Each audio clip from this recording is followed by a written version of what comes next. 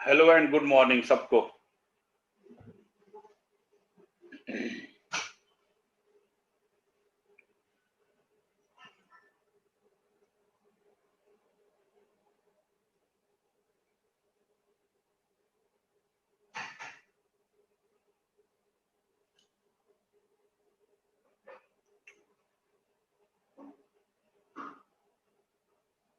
क्या चल रहा था टॉपिक, जरा कोई बताएंगे?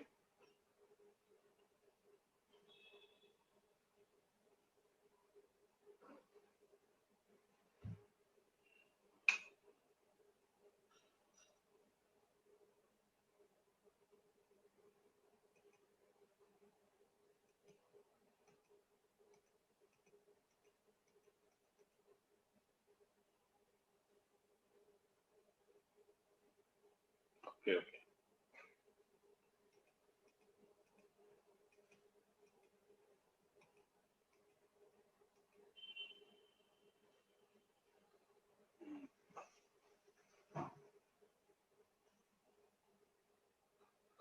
ब्रेन, ठीक ठीक ठीक।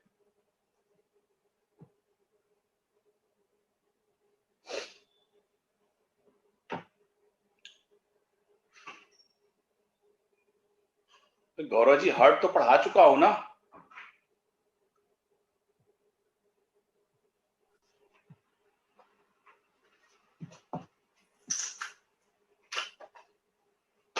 ओके।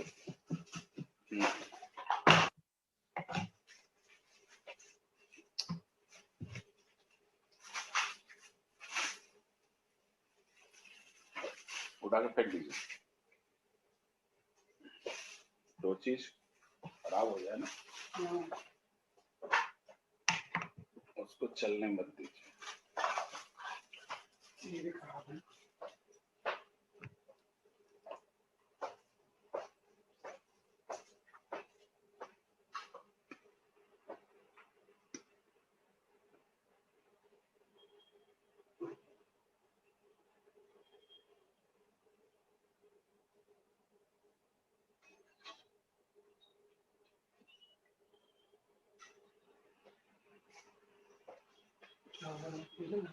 चल रहा चल।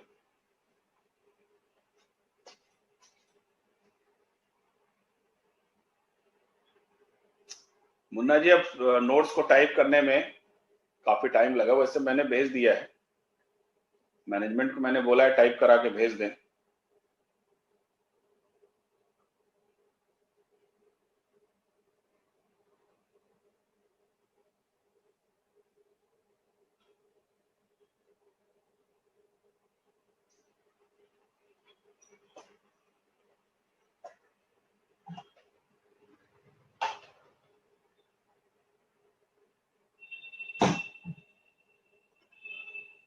ओके सानिया जी।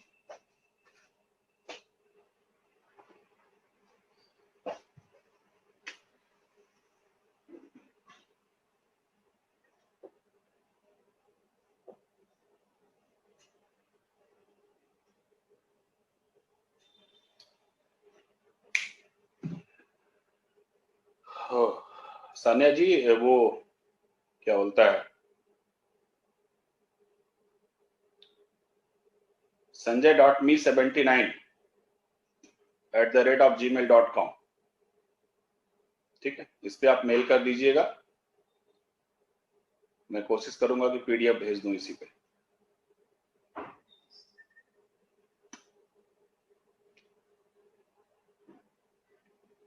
चलिए,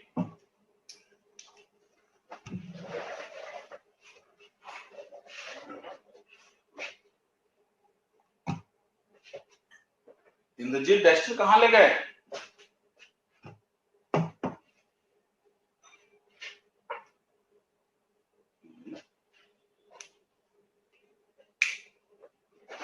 इंद्रजीत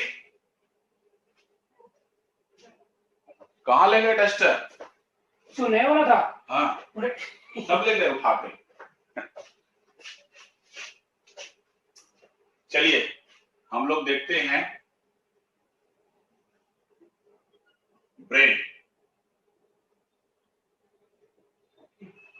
हाँ, कोई बात नहीं, होता है कभी कभी।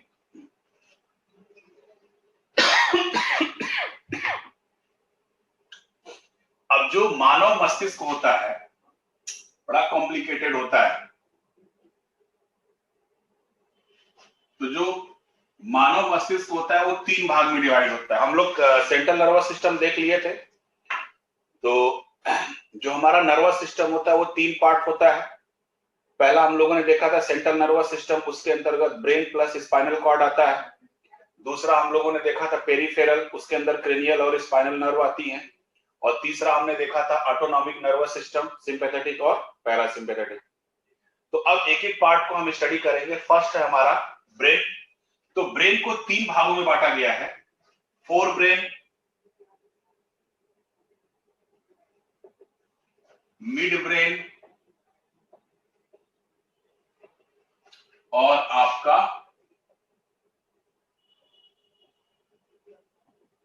Hind brain. ठीक है, फोर ब्रेन, मिड ब्रेन और हैंड ब्रेन। इसको हम बोलते हैं अग्र मस्तिष्क, इसको हम बोलते हैं मध्य मस्तिष्क और इसको हम बोलते हैं पश्च मस्तिष्क। अग्र मस्तिष्क को हम बायोलॉजिकली नाम से पुकारते हैं प्रोजेन्सिफिलम।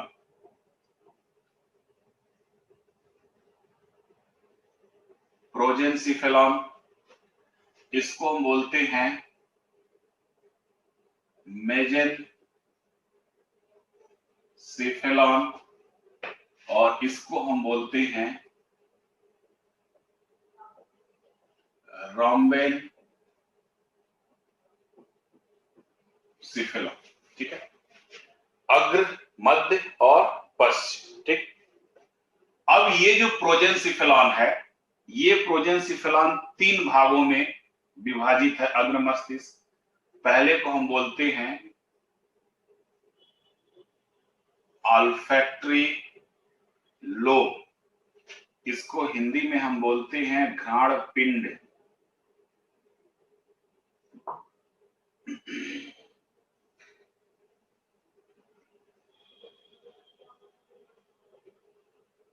दूसरा पार्ट होता है सेरिब्रम। सेरिब्रम को हम बोलते हैं मस्तिष्क। ठीक, और तीसरा पार्ट होता है हमारा डायनसिफिलॉन। डायनसिफिलॉन की हिंदी नहीं होती, जिसकी हिंदी है मैं बता देता हूं, लिख देता हूं।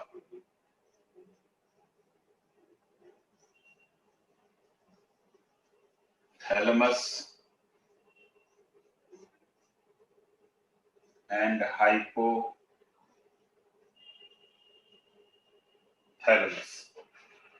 है ना। मिड ब्रेन के भी 2 भाग होते हैं। पहला पार्ट होता है कार्पोरा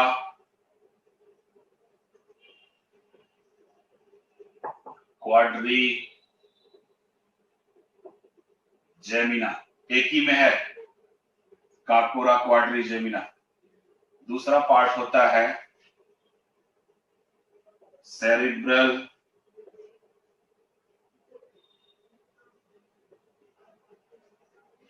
पेंडिकल। ठीक है,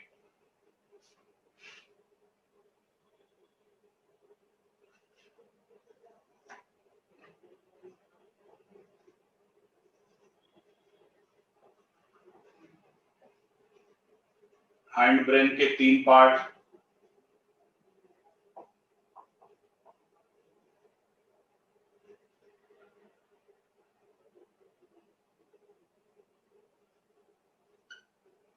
पहला सेरिबेलम, दूसरा मेड्यूला ऑब्लंगाटा और तीसरा है आपका पांस वेरोलाइन।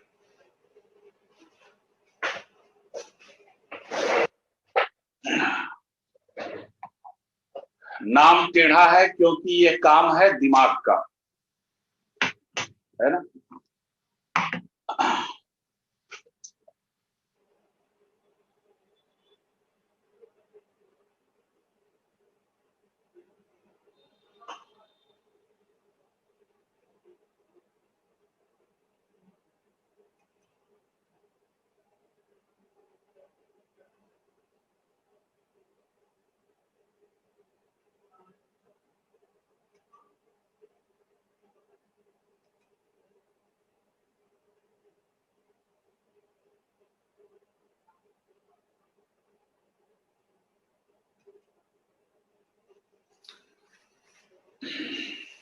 जो ब्रेन है हमारा, ये 3 भाग में विभाजित होता है। पहले को हम बोलते हैं फोर ब्रेन, अग्र मस्तिष्क, मध्य मस्तिष्क और पश्चिम मस्तिष्क। अग्र मस्तिष्क के मेडुला ऑब्लंगाटा के नीचे लिखा हुआ है अदिति जी, पॉन्स वेरोलाई, PONS VAROLII, पॉन्स वेरोलाई।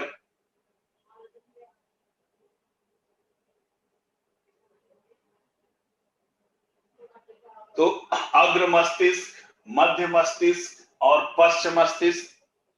अग्र मस्तिष्क के 3 भाग होते हैं। पहला ऑल्फैक्टरी लोब, दूसरा सेरिब्रम और तीसरा डेंसिफिला। ठीक है। मध्य मस्तिष्क के 2 भाग होते हैं। पहला कार्पोरा क्वाड्री जेमिना, ठीक, दूसरा होता है सेरिब्रल पेंडिकल। पश्चिम मस्तिष्क के 3 भाग होते हैं। सेरिबेलम, जिसको हम बोलते हैं अनुमस्तिष्क, दूसरा पार्ट है मेडुला ऑब्लंगाटा और तीसरा पार्ट है आपका पॉन्स वेरोलाई। ठीक। अब इसमें कंफ्यूज मत होइएगा, क्योंकि आपके एग्जाम में इसकी डीपली नॉलेज नहीं पूछी जाती। सिर्फ एक चीज पूछा जाता है कि ऑल्फैक्टरी लोब का क्या कार्य है, सेरिब्रम का क्या कार्य है, डायनसिफिलॉन का क्या काम है। तो इससे जो आपके एग्जाम में क्वेश्चन आते हैं वो मोस्टली इसी से आते हैं कि इनके वर्क क्या है, कि ऑल्फैक्टरी लोब क्या काम करता है, सेरिब्रम क्या काम करता है। ठीक है ना। तो थोड़ा सा नाम टेढ़ा है ना। तो जाहिर सी बात है, जिनका नाम टेढ़ा होता है उनके कार्य भी बड़े अजीब होते हैं और महान कार्य होते हैं। जैसे डॉक्टर APJ कलाम, बड़ा नाम टेढ़ा नाम, लेकिन उनके कार्य देख लीजिए, है। तो इस पार्ट के हमको बस इनके वर्क को याद रखना है और कुछ नहीं याद रखना है। ठीक है ना। कैसे होते हैं, क्या होते हैं, इससे हमको मतलब नहीं है। हमको सिर्फ किससे मतलब है, कार्य से मतलब है कि ऑल्फैक्टरी लोब का क्या कार्य है, सेरिब्रम का क्या कार्य है। तो हमारा जो मस्तिष्क होता है, जो मानव मस्तिष्क होता है, ये एक हड्डियों का खोल, ये जो आप देख रहे हो ना, जहां पे आपका बचपन में धड़कता है, इसी के नीचे हड्डी की खोल होती है, प्लेस होता है। तो जो हमारा ब्रेन होता है ना, मस्तिष्क होता है, ये हड्डियों के खोल क्रेनियम में बंद रहता है। लिख लिया हो तो मैं मिटाऊं इसको, लिख लिया है ना, ठीक।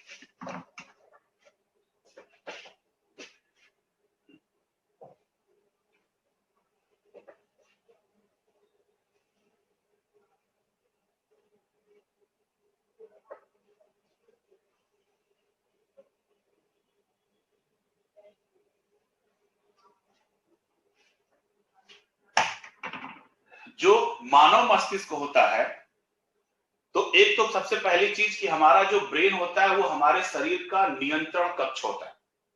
पहली चीज, जैसे सेल को मैंने बताया था कि सेल के अंदर जो केंद्रक होता है, वो केंद्रक क्या है, कंट्रोल से पावर होती है, वो ब्रेन ऑफ सेल भी हम उसको बोलते हैं।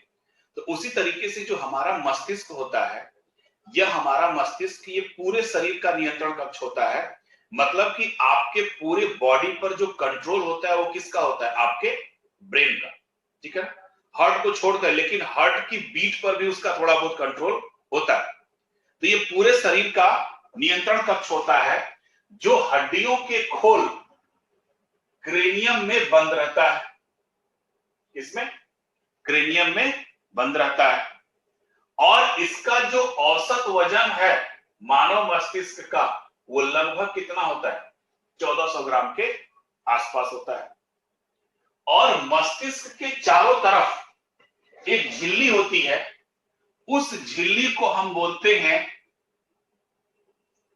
Meninges membrane.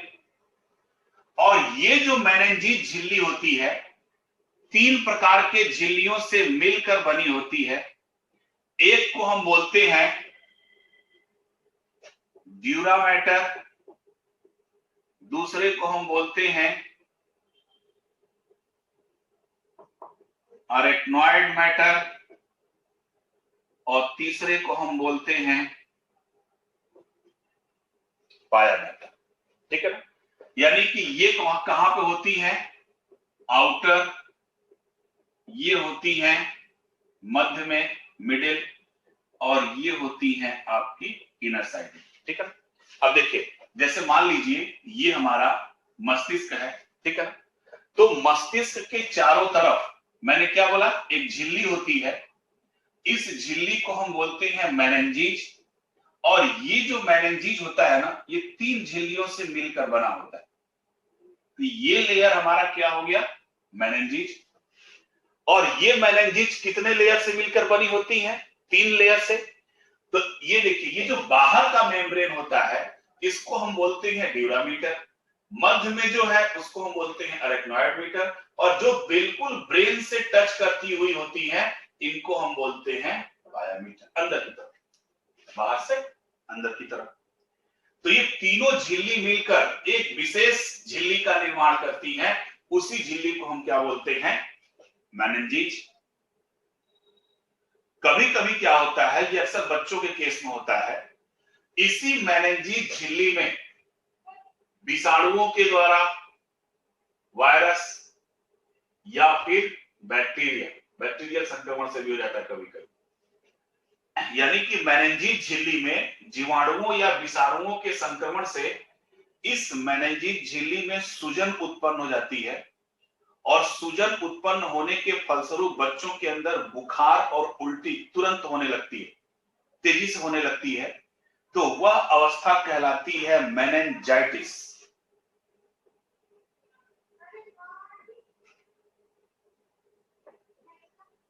क्या कहलाती है, मेनिंजाइटिस। ठीक है? यानी कि मेनिंजेस झिल्ली में जीवाणुओं एवं विषाणुओं के संक्रमण के फलस्वरूप उनमें सूजन उत्पन्न हो जाती है। तो सूजन उत्पन्न होने के फलस्वरूप बच्चे के अंदर, सामान्यतः बच्चों में होता है, बच्चों के अंदर अचानक से उल्टी और बुखार आने लगता है। तो उस अवस्था को हम बोलते हैं मेनिंजाइटिस। ठीक है? अगर साधारण भाषा में कहें तो मस्तिष्क ज्वर। ठीक है? तो उस कंडीशन को हम क्या बोलते हैं, मेनिंजाइटिस। ठीक है? तो अच्छा, ये केवल ब्रेन के ही चारों तरफ नहीं, जो मेनिंजेस लेयर होता है ये ब्रेन के भी चारों तरफ होता है और स्पाइनल कॉर्ड के भी चारों तरफ होता है। सेम मेम्ब्रेन होती है, जैसा ब्रेन में वैसा स्पाइनल कॉर्ड में। ठीक? तो फिर से बोल दे रहे हैं, हमारा जो मस्तिष्क होता है, जिसका औसत वजन 1400 ग्राम के आसपास होता है, यह हड्डियों के खोल क्रेनियम में क्या होता है, बंद रहता है। और इसके चारों तरफ एक मेनिंजेस मेम्ब्रेन झिल्ली होती है। और ये जो मेनिंजेस झिल्ली होती है, कभी कभी ये जीवाणुओं और विषाणुओं के द्वारा संक्रमित हो जाती है। और संक्रमित होने के फलस्वरूप इनमें सूजन उत्पन्न हो जाती है। और जब सूजन उत्पन्न हो जाती है तो बच्चे के अंदर उल्टी एवं बुखार शुरू हो जाता है। यह अवस्था मस्तिष्क ज्वर भी हम बोलते हैं इसको। और उस वजह से जो रोग क्रिएट होता है, उस रोग को हम बोलते हैं मेनिंजाइटिस रोग। ठीक है? अब इसी झिल्ली में, जो मेनिंजेस झिल्ली है, इसी झिल्ली में एक तरल पदार्थ भरा होता है, जिसको हम बोलते हैं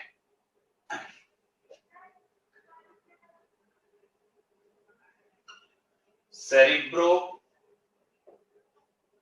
स्पाइनल फ्लूइड। ठीक? क्या बोलते हैं, सेरिब्रो स्पाइनल फ्लूइड। यानी मेनिंजेस के झिल्ली में एक तरल पदार्थ भरा होता है जिसको हम बोलते हैं सेरिब्रोस्पाइनल फ्लूइड, और इसकी जो मात्रा होती है वो होती है 80 से 150 मिलीलीटर। ठीक।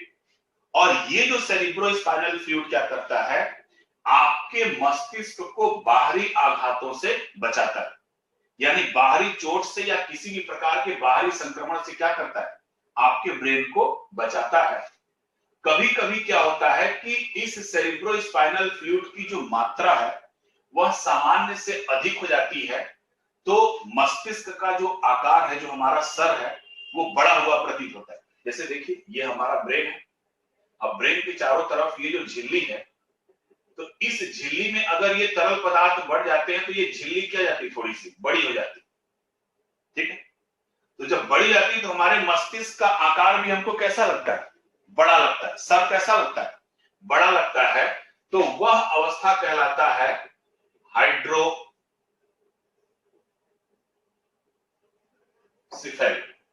यानी कि सेरिब्रोस्पाइनल फ्लूइड की मात्रा बढ़ जाने से मस्तिष्क का जो आकार है वो बड़ा प्रतीत होता है। तो जब मस्तिष्क का आकार बड़ा प्रतीत होता है तब हम उसको बोलते हैं हाइड्रोसिफेली। ठीक है, और अभी अगर आप जानते होंगे तो एक रोग है जो विशेष वायरस के द्वारा फैलता है, उस वायरस का नाम है जीका। सुना होगा कभी ना, जिंका नहीं, जीका, जीका वायरस। अब इस जीका वायरस के द्वारा, देखो कोई रोग इसके द्वारा भी निर्धारित नहीं है। जीका वायरस ब्राजील में गर्भवती महिलाओं को यह संक्रमित करता था। तो गर्भवती महिलाओं के अंदर कोई लक्षण नहीं प्रोड्यूस होता था, लेकिन उनके गर्भ में जो पल रहा बच्चा है, उस बच्चे के मस्तिष्क का आकार जो था वो छोटा हो जाता था। ठीक है, तो मस्तिष्क के आकार छोटा होने के कारण उसका नाम रख दिया गया क्या, माइक्रोसिफेली। ठीक है, तो हाइड्रोसिफेली का मतलब मस्तिष्क का आकार बड़ा हो जाना, और माइक्रोसिफेली का मतलब मस्तिष्क का आकार छोटा हो जाना।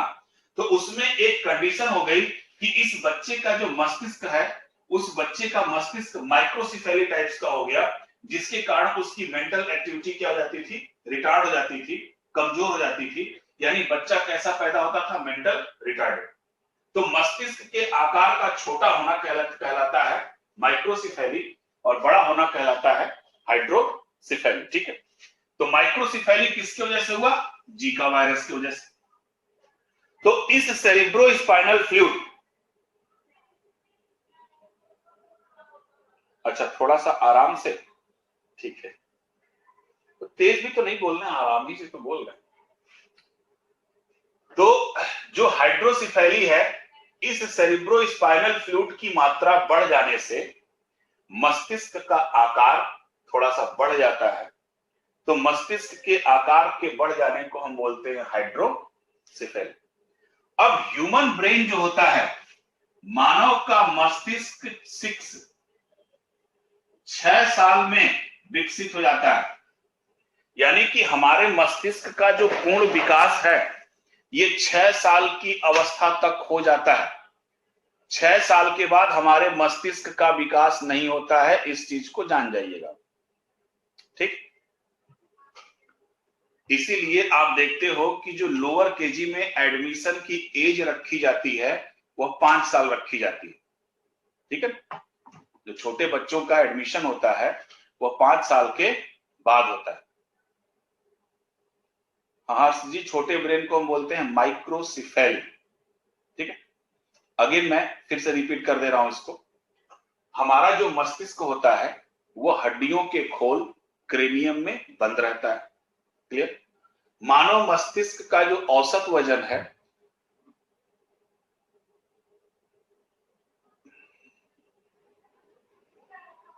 आकार का बड़ा होना, शिवानी जी, हाइड्रोसिफेली कहलाता है। तो जो हमारा ब्रेन है वो हड्डियों के खोल क्रेनियम में बंद रहता है। औसत वजन 1400 ग्राम के आसपास होता है।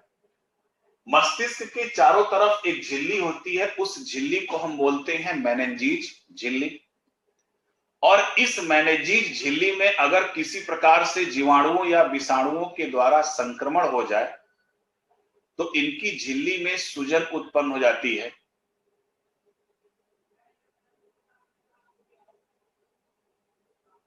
ना, इनकी झिल्ली में सूजन उत्पन्न हो जाती है और उस सूजन को हम बोलते हैं मेनिंजाइटिस, क्योंकि इस कंडीशन में जो हमारा ब्रेन है अचानक से हमको फीवर और उल्टी होने लगता है। दिव्या जी, ब्रेन डेवलपमेंट का मतलब होता है मस्तिष्क के साइज का आकार बढ़ना, उसका आयतन बढ़ना, ठीक है ना। तो 6 साल की अवस्था तक हमारा ब्रेन डेवलप हो जाता है, उसके बाद उसमें कोई डेवलपमेंट नहीं होता, बस उसकी एक्टिविटी को हम बढ़ाते हैं। तो ब्रेन की एक्टिविटी को बढ़ाने के बहुत सारे तरीके हैं। तो आप ब्रेन की एक्टिविटी को, सोनम जी, मेनिंजीज में जो इन्फेक्शन होता है वो जीवाणुओं एवं विषाणुओं के द्वारा होता है, ठीक। हाँ, तो अब जो मेनिंजीज में इन्फेक्शन हो गया, जिसके कारण जो मेनिंजीज होती है वो स्वेल कर जाती है, सूजन उत्पन्न हो जाती है, तो कौन सा रोग हो जाता है? मेनिंजाइटिस, दवाओं से ठीक हो जाता है। अब इसी झिल्ली में एक तरल पदार्थ भरा होता है, उस तरल पदार्थ को हम बोलते हैं सेरेब्रो स्पाइनल फ्लूइड, जिसकी मात्रा 80 से 150 मिलीलीटर। और कभी कभी जब इनकी मात्रा बढ़ जाती है तो हमारे मस्तिष्क का आकार बढ़ जाता है, जिसको हम बोलते हैं हाइड्रोसिफेली। और ब्रेन का डेवलप, हाँ, मेनिंजाइटिस का, ऋषभ गुप्ता जी, मेनिंजाइटिस का मतलब मैंने बोला ना, मस्तिष्क ज्वर है ना, मस्तिष्क ज्वर मतलब दिमाग में फीवर होना, दिमाग में बुखार चढ़ना, है ना, बुखार जैसे होता है ना, कहते हैं हड्डी में बुखार आ गया, दिमाग में बुखार आ गया, तो आप बोल सकते हैं नॉर्मल भाषा में, उसी को बोलते हैं, ठीक है। 6 साल के बाद हमारे ब्रेन का विकास, नहीं, बिहार में जो इंद्रजीत हुआ था वो दूसरा था, वो एक्यूट था, मतलब उसके जो लक्षण थे इंसेफेलाइटिस जैसे थे, मस्तिष्क जैसे, मस्तिष्क ज्वर जैसा ही था, लेकिन उसका रीजन मेनिंजाइटिस नहीं था, वो कुछ दूसरा रीजन था। वो एक्चुअली खाली पेट में लीची खाने से, तो लीची में जो कुछ कच्चे लीची में कुछ ऐसे तत्व होते हैं, प्रोटीन्स ऐसे होते हैं कि जब बच्चा खाली पेट उसको खाता है तो बच्चे के अंदर ग्लूकोज का लेवल क्या हो जाता है, बहुत तेजी में घट जाता था, तो बच्चा किस में चला जाता था? कोमा में। और जब कोमा में चला जाता था तो ब्रेन को प्रॉपर वे में ऑक्सीजन नहीं मिलती थी, तो बच्चा ब्रेन के रूप में क्या हो जाता था? पैरालाइज हो जाता था, ठीक है। उसे कई कंडीशन थे, अभी डिजीज में आएगा तो हम उस पर डिस्कस करेंगे, ठीक है। उसको एक्यूट इंसेफेलाइटिस सिंड्रोम बोलते थे।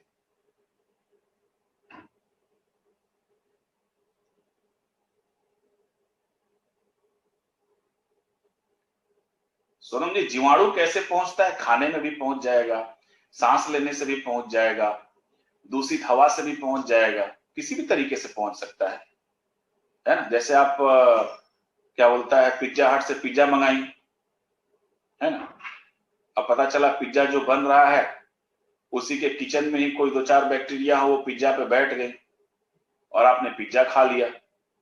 या आप कुछ खाना खाती हैं, हाथ नहीं धुली, आपके हाथ में बैक्टीरिया लगे हुए, उससे भी चले जाते हैं।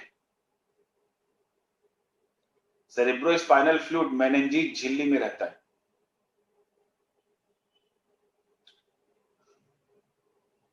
हाँ, सूजन की वजह से, जो नॉर्मली सर दर्द होता है वो सूजन की वजह से नहीं होता है।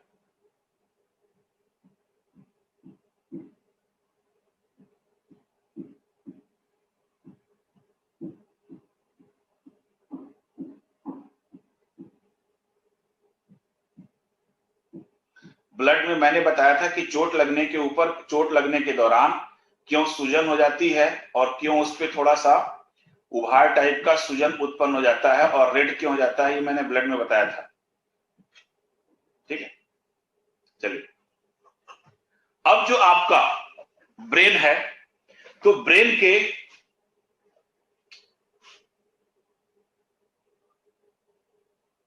नॉर्मली दर्द कैसा होता है? दर्द जैसा दर्द होता है और कैसा दर्द होता है?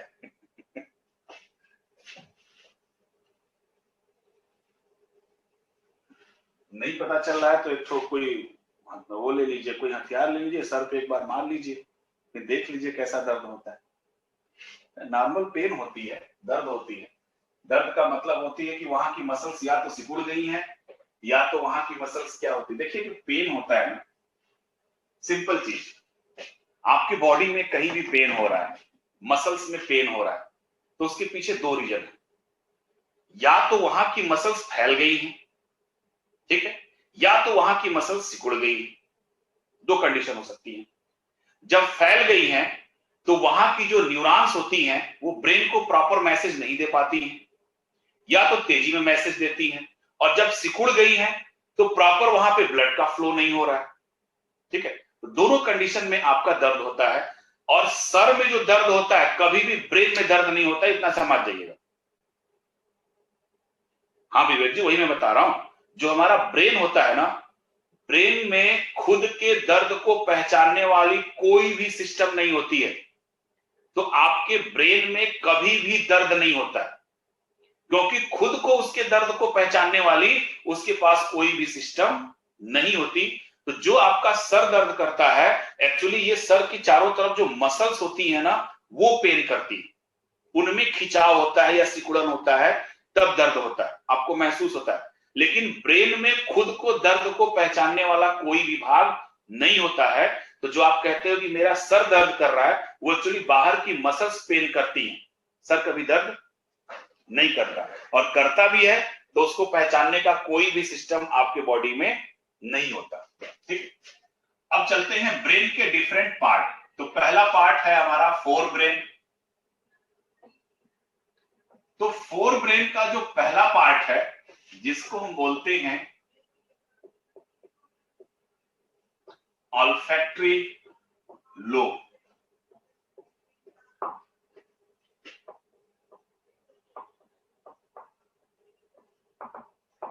घ्राण पिंड।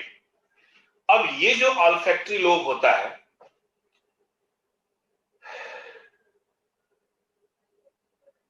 माइग्रेन नाम की कोई चीज नहीं होती विद्या जी। ये नॉर्मल मेडिकल साइंस वालों का बताया गया एक फितूर होता है ना। कुछ माइग्रेन नहीं होता है। जनरली आधे साइड में, चाहे लेफ्ट हो चाहे राइट हो, जब पेन करता है तो हम इसको बोल देते हैं माइग्रेन। दो चीज आप समझ जाइए, एक डिप्रेशन और दूसरा माइग्रेन, है ना। बोलते हैं कि हम डिप्रेशन में हैं। अरे बंदा जो डिप्रेशन, वो कैसे कहेगा कि हम डिप्रेशन में हैं, है ना। डिप्रेशन क्या है, एक प्रकार का अवसाद है। ये रोग कोई नहीं है, ये आराम से चीजों को ठीक हो जाता है, सोचने समझने से ठीक हो जाता है। कैसे कहते हैं मैं डिप्रेशन में हूं, वो बेवकूफ बनाते हैं आपको, और डॉक्टर भी आपको बेवकूफ बनाते हैं, और कहते हैं आप डिप्रेशन में हो, आप तमाम तरह की आपको दवा देंगे। और दवा क्या देंगे, मल्टीविटामिन की टैबलेट देंगे, और दूसरा एक को ट्राइक्लोलाइजर टाइप के नींद की दवाई दे देंगे आपको, आप खाओ और सो, ठीक है। तो नॉर्मली भी आप सो जाओ, टेंशन फ्री रहो। तमाम प्रकार की टेंशन दिमाग में लिए रहोगे तो होता क्या है कि जब कई चीजों आपके दिमाग में जब चलती रहती हैं, तो हमारे बॉडी का एंजाइमेटिक और हार्मोनल रिएक्शन बिगड़ जाता है। तो जब एंजाइमेटिक और हार्मोनल रिएक्शन बिगड़ता है तो तमाम प्रकार के सिस्टम आपको दिखते हैं। उसी को लोग कहते हैं कि इनको भूत पकड़ लिया। तो भूत कुछ नहीं होता है, विशेष प्रकार के वायरस होते हैं। छोटे छोटे वायरस है, आपके सेल में घुस गए, सेल में चले गए ब्रेन में, और ब्रेन के बहुत सारे पार्ट हैं, और जहां जाएंगे अपनी एक्टिविटी करेंगे। तो जब अपनी एक्टिविटी करेंगे तो पता चला कि वो सेरिब्रम पे कर रहे हैं तो आपके पागलपन के लक्षण, ऑल्फैक्टरी लोब पे कर रहे हैं तो ऑल्फैक्टरी लोब के लक्षण। तो यही जो छोटे छोटे वायरस है ना, आपके ब्रेन की एक्टिविटी को डिस्टर्ब करते हैं। तो कहते हैं इनको भूत पकड़ लिया, तो आप ओझा के पास जाते हो, सोखा के पास जाते हो, है ना। तो ये सब कुछ नहीं है, एक प्रकार का फितूर है। और ये छोटे छोटे जीवाणुओं और टेंशन नाम की कोई चीज नहीं होती है, ठीक है शिवानी जी। ये ऐसी चीज है ना टेंशन, जिसको हम खुद लेते हैं।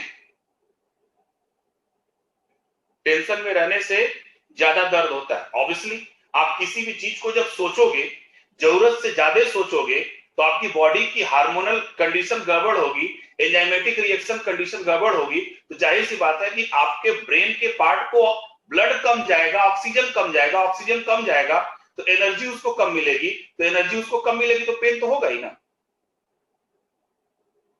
तो ये टेंशन वगैरह, स्ट्रेस वगैरह, ये सब चीजें देखो हम लोग जानबूझकर लेते। कोई थोड़ी कहता है कि तुम टेंशन लो, हम जबरदस्ती क्रिएट कर लेते हैं ना। आप पढ़ते हो, तैयारी करते हो, ठीक है, मार्च तक तो आपका उसी तरह फंडा चलता रहता है, पार्टी करते हैं, घूमते फिरते हैं, अरे पढ़ लेंगे, अरे पढ़ लेंगे। और जब मई आता है तो टेंशन क्रिएट, अरे बाप रे, भी मेरा सिलेबस पूरा नहीं हुआ, तो अभी तो हिस्ट्री नहीं पूरी हुई, ठीक है, अभी जियोग्राफी पूरी नहीं हुई, तो अब क्या करेंगे, है ना। बाबा के बारे से ठीक नहीं हो जाता है, बाबा के पास जाने से आपका मेंटल स्टेटस ठीक होता है ना। बाबा के पास आप गए, आपको लगता है कि हम ठीक हो गए, बाबा के पास जड़ी बूटी है नहीं, वो नालायक कक्षा 5 पास, कक्षा 2 पास, कभी निरक्षर, वो क्या ठीक करेगा आपको, है ना। यही सब देश का सबसे बड़ा दुर्भाग्य होता है कि पढ़े लिखे लोग चले जाते हैं बाबा के पास। आप अपनी अंदर की इंटरनल पावर को खुद पहचानिए ना। वो नालायक कुछ पढ़ा लिखा नहीं है, उसके पास कोई नर्वस सिस्टम की जानकारी नहीं है, 4 ठो भभूत दे दिया आपको, क्या इसको खाओ बेटा ठीक हो जाओगे, और आप ग्रेजुएट, पोस्ट ग्रेजुएट, आप उसको लेते हो, कहते हो हम ठीक होते। टोटल ये साइकोलॉजिकल प्रॉब्लम है, टोटली साइकोलॉजिकल प्रॉब्लम। बाबा बाबा कुछ नहीं, आप अपने बाबा खुद हैं। आप वेदों को पढ़ो ना, वेद क्या कहता है कि आप अपने गुरु खुद हैं, आपका कोई गुरु नहीं है। तो सिस्टम को जनरेट करोगे तो आप खुद समझ जाओ। चलो आओ, तो टेंशन वंशन नहीं लेने का, मेरी तरह फंडा अपना लो, टेंशन देने का, लेने का नहीं, है ना। टेंशन दूसरे को दो, टेंशन लो मत, है ना। राहुल जी, शुगर जो होता है, टेंशन, मैंने क्या बोला, बोलते हैं ना कि चिंता जो होती है आपको चीता तक ले जाती है। क्यों ले जाती है? कि जब आप चिंता करते हो, टेंशन में रहते हो, तो 2 चीजें होती हैं, एंजाइम्स और हार्मोन्स का लेवल आपकी बॉडी में गड़बड़ होगा, तो तमाम प्रकार के रोग आपको होंगे, तमाम प्रकार के रोग होंगे, ठीक है। तो ये हार्मोन्स और एंजाइम्स का बैलेंस आपके बॉडी में बना रहे, तो इसके लिए क्या होता है, आपको संतुलित आहार, दिनचर्या, इन सब चीजों को सही रखना चाहिए।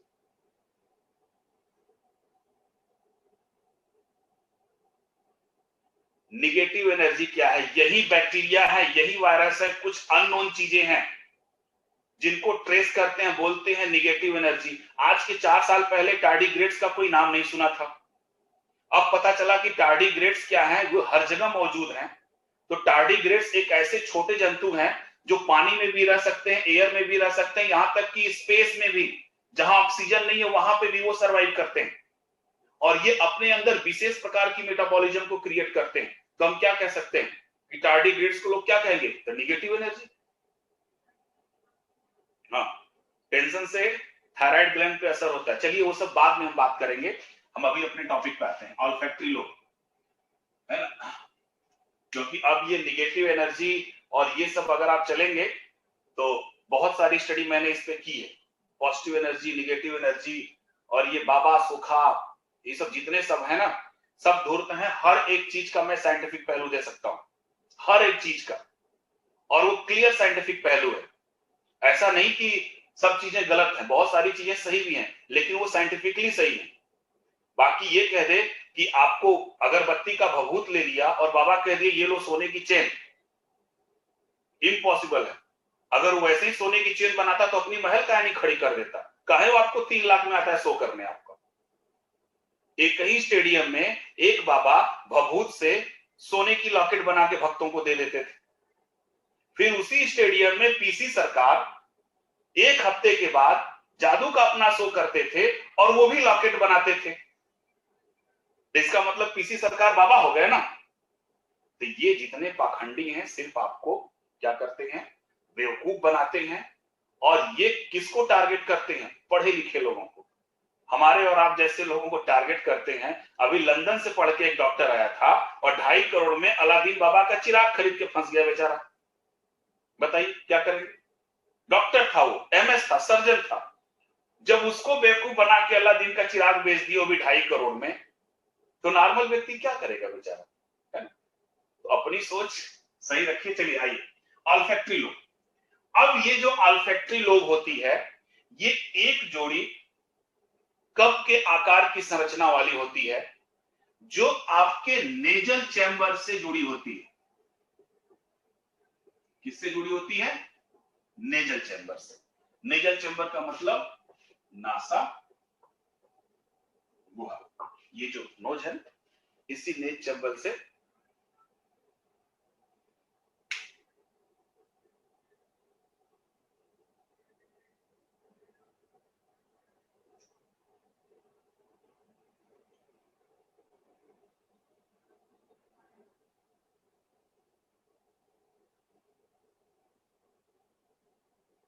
सर मिनिमम सफिशिएंट स्लीप कितना सोना चाहिए? जितनी इच्छा हो, जितना मन करे उतना सो। अच्छी बात है आपने आत्मा को देखा है, तो बहुत अच्छी बात है प्रजीव जी, आप देखिए आत्मा को, दूसरों को भी दिखाइए। है ना? अगर आपको आत्मा देखे हैं तो आप भगवान हो गए हैं, पढ़ना लिखना छोड़ दीजिए, है ना? लोगों को ज्ञान बांटिए, आत्मा का ज्ञान बांटिए। क्या है ऐसे चक्कर में फिर आप पड़ गए? आप भी बाबा बन जाइए, बाबा बनने में बहुत आसानी है ना? जितना आप आईएएस से नहीं कमाओगे, आपके आईएएस आपके पैर छुएंगे, है?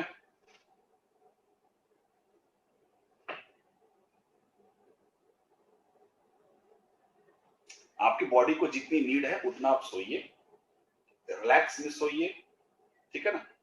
लेकिन जितना सो रहे हैं उसके सोने के अनुसार उतना वर्क कीजिए।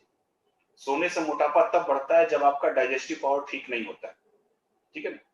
बाकी आप देखते हो लड़कियां खूबसूरत होती हैं, क्यों होती हैं? सोने से मोटापा तो बढ़ता है, सुंदरता भी बढ़ती है ना? हाँ, तो सोने से सब चीजें होती हैं। तो आप आराम से जितनी बॉडी रिलैक्स हो, और अभी जब आपका सिलेबस खत्म होगा ना, तो इस सिलेबस के समाप्ति के बाद मैं आपको एक गूढ़ मंत्र बताऊंगा जो आपके एग्जाम के दिनों में काम आएगा। आप एग्जाम के दिनों में पढ़ाई करोगे, एक मैं पेस्ट बताऊंगा उसका इस्तेमाल कर लेना। आप 3 घंटे भी सोओगे ना तो आपको लगेगा कि मैं 12 घंटा सो के उठा हूं। माइंड पूरा रिलैक्स रहेगा, बॉडी पूरी फिट रहेगी, और आपको पढ़ाई में प्रॉब्लम नहीं होगी। माइंड भी क्या रहेगा आपका? फ्रेश रहेगा, ठीक है? तो आइए ऑल्फैक्टरी लोब की हम चर्चा करें। नेजल चैम्बर, ये जो नेजल चैम्बर होता है, इसी नेजल चैम्बर से जुड़ा होता है कौन? ऑल्फैक्टरी लोब होता है, ठीक है ना? और इसका जो मेन काम होता है, मुख्य कार्य क्या होता है? सेंस ऑफ स्मेल, यानी इसका मुख्य कार्य होता है किसका? सूंघना, ठीक है? मेन काम होता है इसका सूंघने का, यानी कि ये क्या काम करता है? आपका ऑल्फैक्टरी लोब सूंघने का काम करता है। अब सुनिए, ब्रेन में होता है, अग्र मस्तिष्क से होता है। अब इससे जो तंत्रिकाएं निकलती हैं, वो तंत्रिकाएं कहां जुड़ती हैं? आपके इसी नेजल चैम्बर में, ठीक है? तो जो कुछ भी आप सूंघते हो, इसकी जानकारी ब्रेन के किस पार्ट को जाती है? ऑल्फैक्टरी लोब को। तो ऑल्फैक्टरी लोब का मेन कार्य है आपका सेंस ऑफ स्मेल, सूंघने का। क्लियर? बट देखिए, आप जानवरों में सूंघने की क्षमता अधिक होती है, ठीक है, ज्यादा होती है। तो क्यों जानवरों में सूंघने की क्षमता अधिक होती है? क्योंकि जानवरों में एक अलग से ऑर्गन पाया जाता है, अंग पाया जाता है। उस अंग को हम बोलते हैं जैकब्सन ऑर्गन।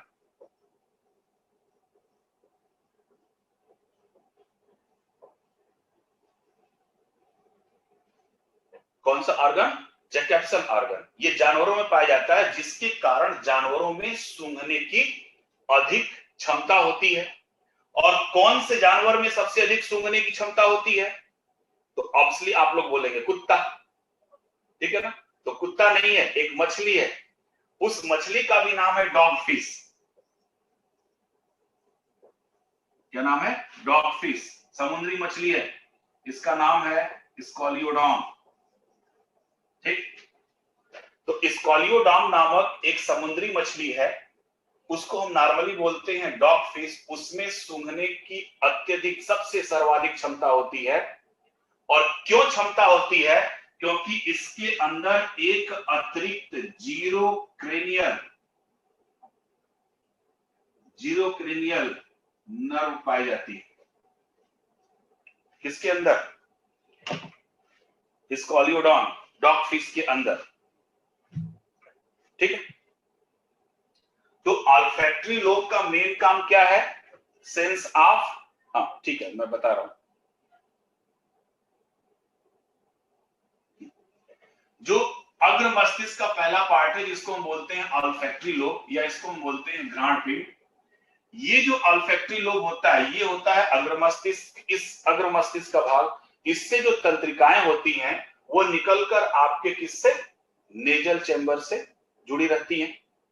इनका काम है सेंस ऑफ स्मेल यानी सूंघना। जो कुछ भी आप सूंघते हो उसको पहचानने का कार्य कौन करती है? Olfactory lobe. ठीक है। सर्वाधिक सूंघने की जो क्षमता पाई जाती है वो डॉग फिश में होती है और ये एक प्रकार की समुद्री मछली है जिसका नाम है स्कॉलियोडॉन। और इसलिए इनमें सबसे अधिक सूंघने की क्षमता पाई जाती है क्योंकि इनमें पाई जाती है जीरो क्रेनियल नर्व अतिरिक्त, और किसी में नहीं पाई जाती। जानवरों में मनुष्यों से ज्यादा सूंघने की क्षमता होती है। वो इसलिए होती है क्योंकि जानवरों में एक अतिरिक्त पाया जाता है जैकब्सन ऑर्गन। ठीक है। जानवरों में एक अलग से अंग पाई जाती है जैकब्सन ऑर्गन। इस जैकब्सन ऑर्गन के कारण जानवरों में सूंघने की क्षमता मनुष्यों की तुलना में अधिक होती है क्योंकि मनुष्यों में जैकब्सन ऑर्गन नहीं होता। और ये जो इनके अंदर सूंघने, एक कुत्ते को अगर आप समझ लो तो कुत्ता लगभग 3 करोड़ टाइप के गंध को पहचान सकता है। 3 करोड़ टाइप्स में बता रहा हूं, ठीक है ना, 3 करोड़ प्रकार के। जैसे आप मार्केट में जाते हो है ना, तो जितने आप रंग नहीं जानते हो ना उतने तो लड़कियां नेल पॉलिश का सेट जानती है ना। लड़कों को रंग ज्यादा नहीं पता रहता, लाल पीला हरा नीला काला बस इतने तक सीमित रहते हैं बेचारे, है ना। अब हम लोग जाते हैं मार्केट में शर्ट खरीदने तो 5 कलर दिखा दिया तो दिमाग चकरा जाता है, 2 तो यही उठा के दे दो चलो ठीक है ना। इनको देखो तो ये लाइन पे पता ही नहीं, कलर ही नहीं पसंद आता है। हम तो पहली बार गए नेल पॉलिश खरीदने, पता ही नहीं चला, तब पहली बार पता चला कि इतने कलर भी होते हैं। लाइफ में मैंने फर्स्ट टाइम देखा इतने टाइप्स का कलर। तो जैकब्सन ऑर्गन के कारण सबसे अधिक जानवरों में सूंघने की क्षमता क्या होती है, पाई जाती है, याद रखे रहिएगा। और सर्वाधिक सूंघने की क्षमता जो होती है किसमें, स्कॉलियोडॉन में होती है। ठीक है। डॉग कितने कलर देख सकता है? यहाँ पे गंध की बात हो रही है, कलर की नहीं बात हो रही है। ठीक है। कुत्तों के अंदर जो होता है ना वो मनुष्यों से ज्यादा क्षमता होती है, चाहे रंग को पहचानने की हो चाहे आपके गंध को पहचानने की हो। ठीक है। और ये सुरेंद्र जी जो आप अक्सर न्यूज में वगैरह ये सब देखते होंगे ना, कुत्ते कितने कलर को पहचान सकता है, गाय कितने कलर की पहचान सकती है, ये ट्रू एंड फॉल्स, ये हकीकत नहीं होता है कुछ भी। ठीक है। वो अप्रोक्सीमेटली बोल दिया जाता है कि इतने कलर को पहचान सकता है। जैसे मैंने अभी बताया कुत्ते 3 करोड़ टाइप्स के गंध को पहचान सकते हैं, तो ये 100% श्योर नहीं। ठीक है ना। बट सर्वाधिक क्षमता किसमें होती है, उन्हीं में होती है। ठीक। दूसरा मोस्ट इंपॉर्टेंट पार्ट, सेरिब्रम, इसको हम बोलते हैं मस्तिष्क। अब ये जो सेरिब्रम पार्ट होता है, ये जो सेरिब्रम होता है यह मानव मस्तिष्क का सबसे बड़ा भाग होता है। यानी कि मानव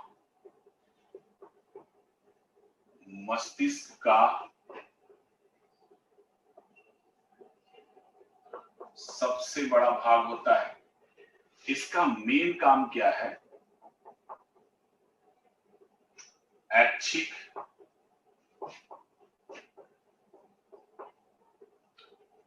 क्रियाओं का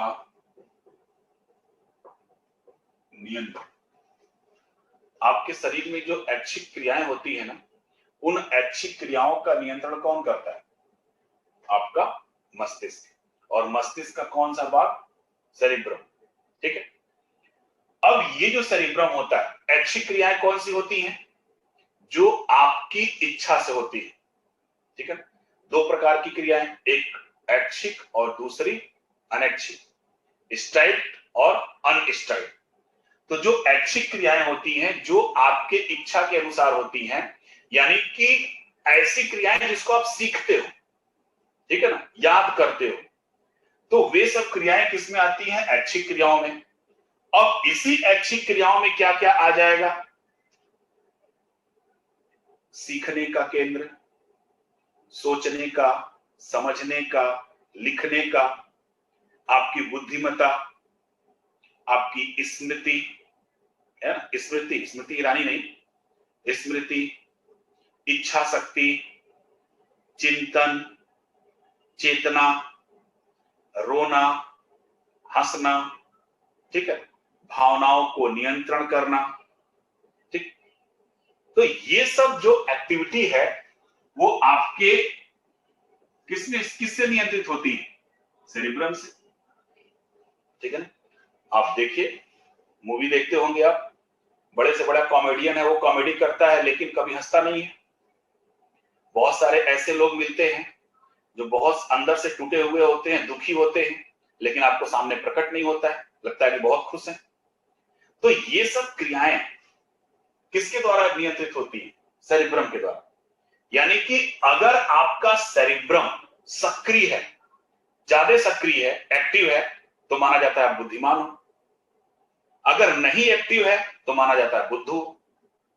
तो आपके पढ़ने, लिखने, सोचने, समझने, आपकी इंटेलिजेंसी, आपकी मेमोरी पावर, आपका कॉन्फिडेंस, ठीक है ना, आपका रोना, आपका हंसना, आपका भावनाओं का नियंत्रण होना, ये सब के सब कौन कंट्रोल करता है? मस्तिष्क का सेरिब्रम पार्ट, ठीक है। अब जो मस्तिष्क का सेरिब्रम पार्ट है, ये बड़े स्तर पर 4 भागों में डिवाइड होता है। पहले को हम बोलते हैं फ्रंटल, पेराइटल,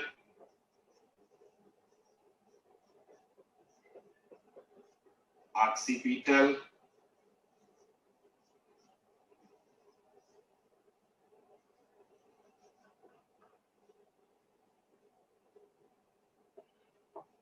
और टेम्पोरल, ठीक है। जहां पे लाइट आई है वहां पे लिखा हुआ है नियंत्रण।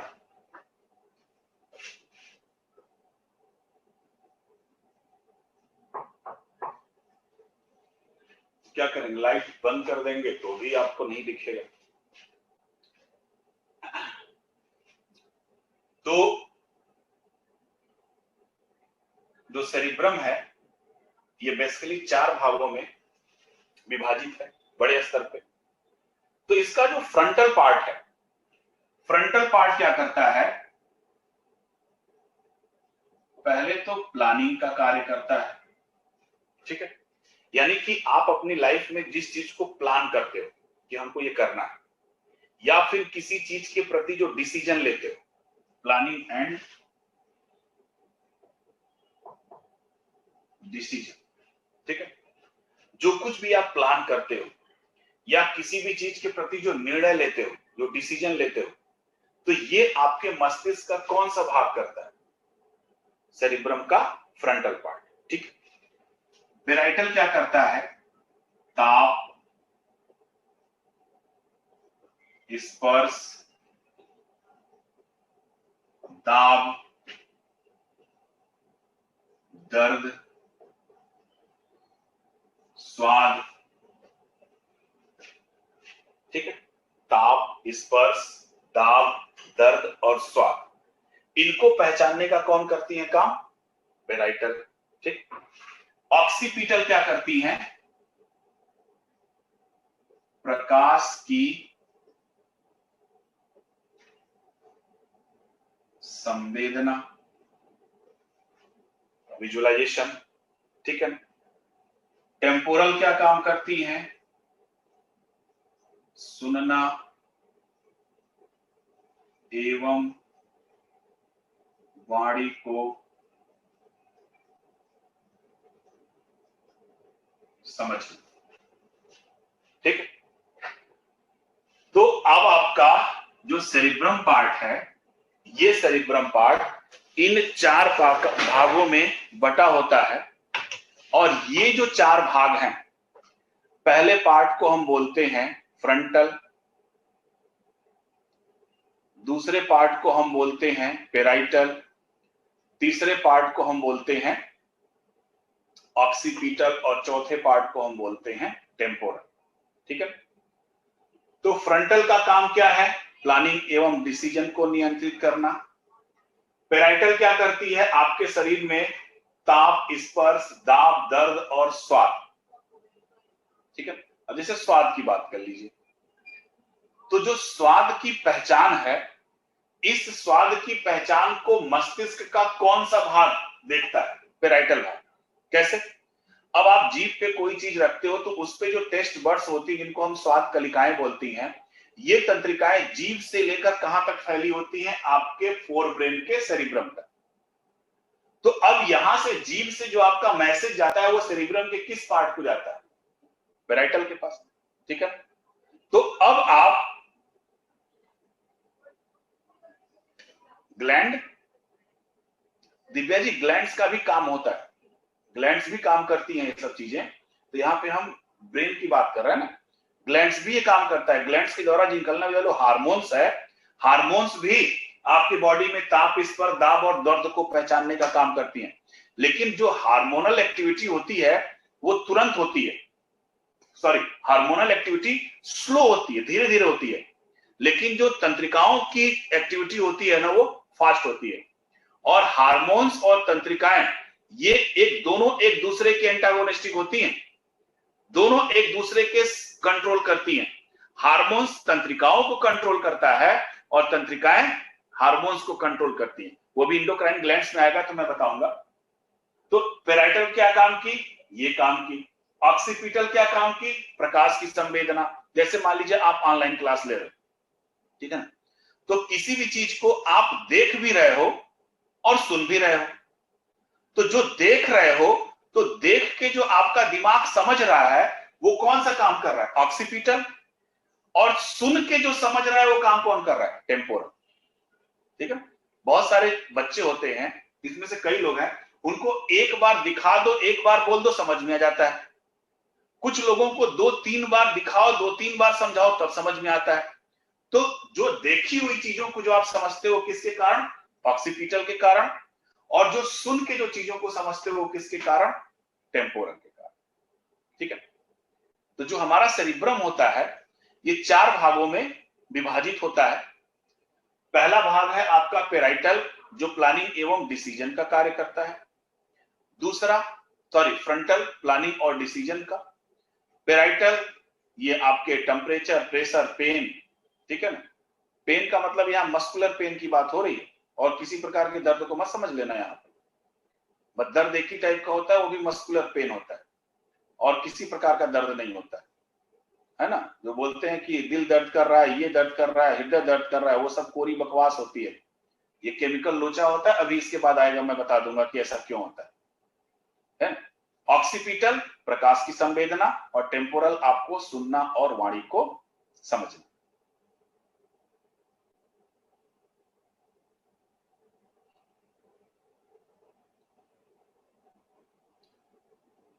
नहीं विनोद जी, ऐसा तो कुछ नहीं कि पेराइटल महिलाओं में ज्यादा होता है, ऐसा कुछ नहीं होता। ब्रेन का डेवलपमेंट सेम होता है, ब्रेन की साइज सब फीमेल, मेल और फीमेल में सेम होती है, ऐसा कुछ नहीं होता है। अब आपको लगेगा तो फिर उनको क्या बोलता है, ज्यादा पेन होता है। ज्यादा पेन इसलिए होता है क्योंकि वो मसल्स रूप में वीक होती है, ठीक है, और ऐसा कुछ नहीं होता है। हर एक एक्टिविटी, ठीक है, मसल्स पावर को छोड़कर हर एक एक्टिविटी महिलाओं में ज्यादा होती है पुरुषों की तुलना में, ठीक है, बस इतना आप समझ लेना। चाहे वो आपके हार्ट रेट हो, चाहे रेस्पिरेटरी रेट हो, हर चीज। हम लोग सिर्फ नाम के पुरुष हैं और कुछ नहीं। अंग्रेजी में मैंने आपको बताया था ना, देख लो क्या है। यहाँ पे हम लिखते हैं फीमेल, फिर नीचे लिखते हैं मेल, तो आपकी औकात इतने तक है, उनकी ज्यादा है। तो इसलिए कभी लाइफ में इन लोगों से पंगे मत लिया करना कभी भी, है ना। अब इसके बाद चलते हैं तीसरा पार्ट, फोर ब्रेन का। तीसरा पार्ट है, फर्स्ट तो है हो गया हमारा ऑल्फैक्टरी लोब, दूसरा हो गया सेरिब्रम। इसका तीसरा पार्ट होता है जिसको हम बोलते हैं डायनसिफेलॉन। ठीक,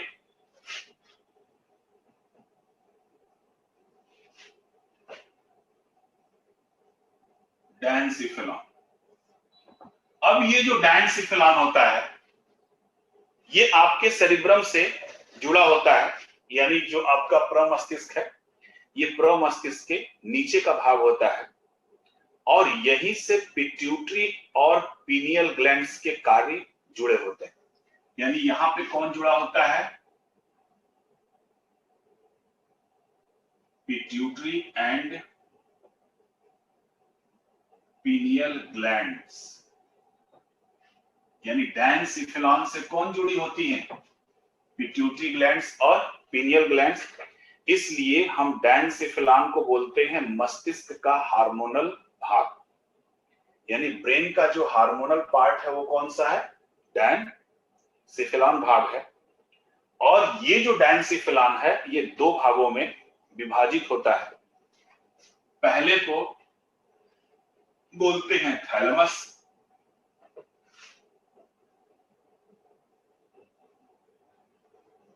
और दूसरे को हम बोलते हैं हाइपोथैलेमस।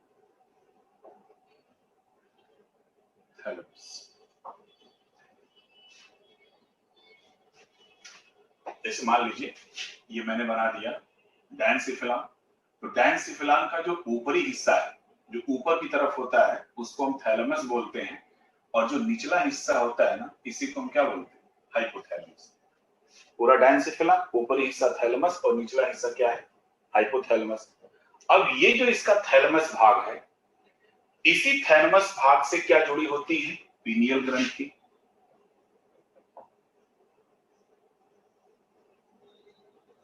पीनियल ग्लैंड्स जुड़ी होती है। और इंडोक्राइन ग्लैंड्स में हम आपको बताएंगे कि जो पीनियल ग्लैंड्स होती हैं, ये पीनियल ग्लैंड्स मस्तिष्क में डायनसिफेलॉन से जुड़ी होती हैं। और जब बच्चा 5 से 6 महीने के आसपास का होता है ना, तो ये पीनियल ग्लैंड्स क्या होती हैं? टूट जाती हैं। टूटने के बाद छोटे छोटे पार्टिकल में, जैसे बालू के कण होते हैं, उसमें बदल जाती हैं। और बदलने के बाद फिर ये रुधिर के माध्यम से आपके पूरे शरीर में फैल जाती है। तो यही पीनियल ग्लैंड जो छोटे छोटे पार्ट में टूट जाती हैं, और टूटती क्यों है? कैल्शियम के अत्यधिक जमाव के कारण। ठीक है, जब न्यूली बॉर्न बेबी बच्चा पैदा होता है तो देखिएगा उसका यहाँ पे धड़कता है। ठीक, तो अब उस बच्चे का कलर आप 5 महीने तक डिसाइड नहीं कर पाते हो पूरी तरीके से कि सांवला होगा, गोरा होगा या फिर काला होगा। अक्सर बच्चे का कलर 5 महीने के बाद ही डिसाइड होता है, 5 से 6 महीने के बाद। वो क्यों? क्योंकि जैसे ही ये कैल्सिफिकेशन, ये पार्ट कड़ा होता है, पीनियल ग्लैंड्स टूट जाती है, टूट के छोटे छोटे कणों के रूप में बदल जाती है। इसी कणों को हम बोलते हैं बालू के कणों जैसी। तो इसको एक नाम दे देते हैं ब्रेन सैंड। अब ये ब्रेन सैंड क्या करती है? ब्लड के माध्यम से आपके पूरे शरीर में फैल जाती है, और फैलने के बाद ये कहां पहुंचती है? आपके त्वचा में। त्वचा में एक कोशिका होती है जिसको हम बोलते हैं मेलेनोसाइट्स कोशिका। अब ये क्या करती है? यही ब्रेन सैंड मेलेनोसाइट्स कोशिकाओं को एक्टिव करके वहां से मेलानिन हार्मोन्स को स्रावित करवाती है। और ये मेलानिन हार्मोन्स क्या करती हैं? आपकी त्वचा का रंग प्रदान करती है।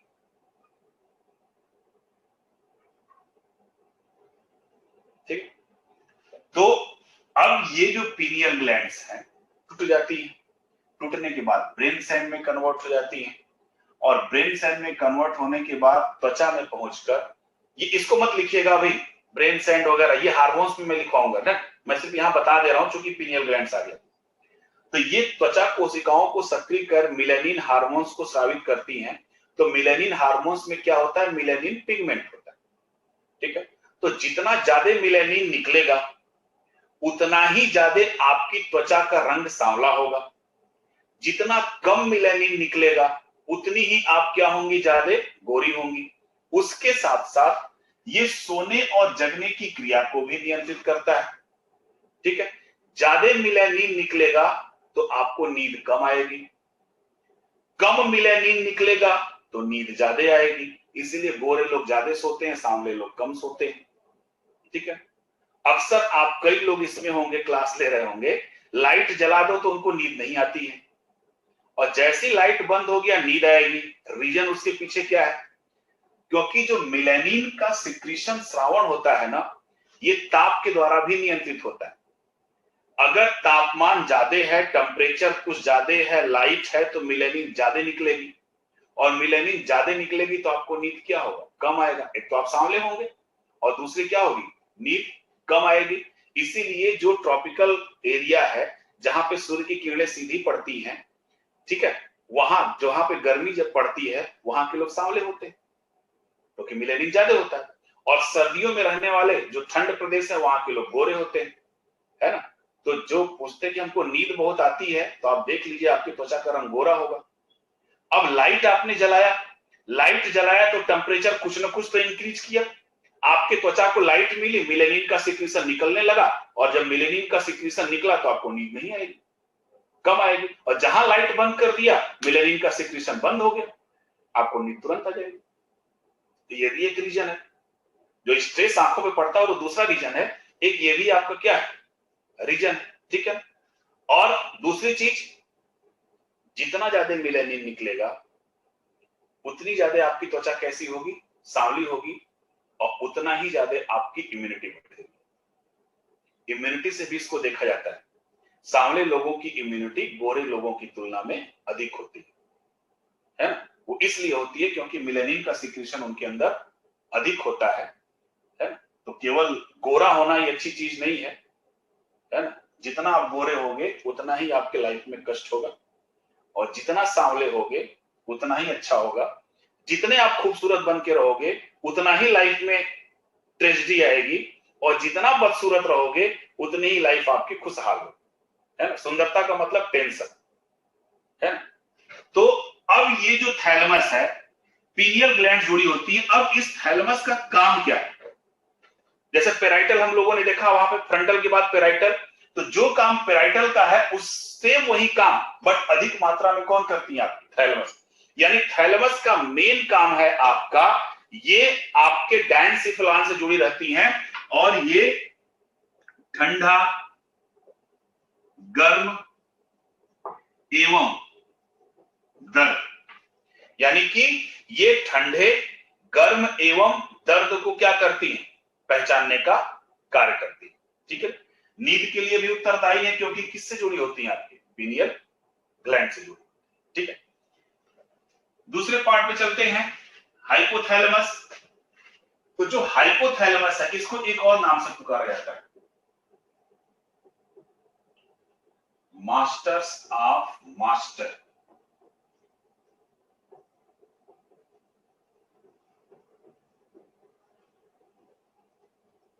Endocrine glands. Masters of master endocrine glands, ठीक है। हाँ, जो थैलेमस होता है, देखिए थैलेमस क्या होता है, ये पीनियल ग्लैंड्स इसी पार्ट से जुड़ी होती हैं। और बस अभी हार्मोन्स आएगा दिव्या जी तो मैं फिर बताऊंगा आपको। यहां पे बस ये समझ लीजिए कि थैलेमस से हमारी पीनियल ग्लैंड्स जुड़ी होती हैं, और थैलेमस का जो मेन काम है कि ये ठंडा, गर्म एवं दर्द को क्या कहती है? पहचानती। ठंडा, गर्म एवं दर्द को पहचानती। अब हाइपोथैलेमस क्या करता है कि हाइपोथैलेमस को masters of master endocrine glands करते हैं, और इनका मेन काम क्या है कि ये आपके शरीर में अनैच्छिक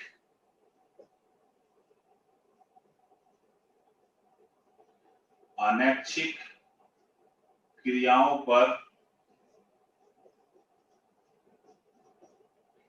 नियंत्रण रखती है। कौन? हाइपोथैलेमस, ठीक। यानी हाइपोथैलेमस का मेन काम क्या है? अनैच्छिक क्रियाओं को नियंत्रित करती हैं। और अनैच्छिक क्रियाएं कौन सी हैं? ऐसी क्रियाएं जो आपके इच्छा के अनुसार नहीं होती, ठीक है, उनको हम बोलते हैं अनैच्छिक क्रियाएं। अब दूसरी चीज की थैलेमस को masters of master endocrine glands क्यों कहते हैं?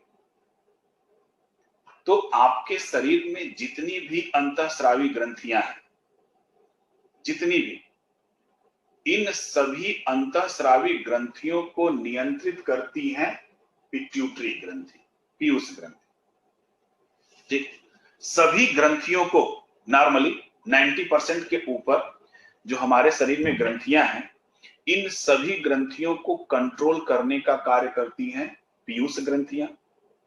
तो इस वजह से पिट्यूटरी को ही पीयूष बोलते हैं। तो इस वजह से पिट्यूटरी ग्लैंड्स को हम बोलते हैं master glands.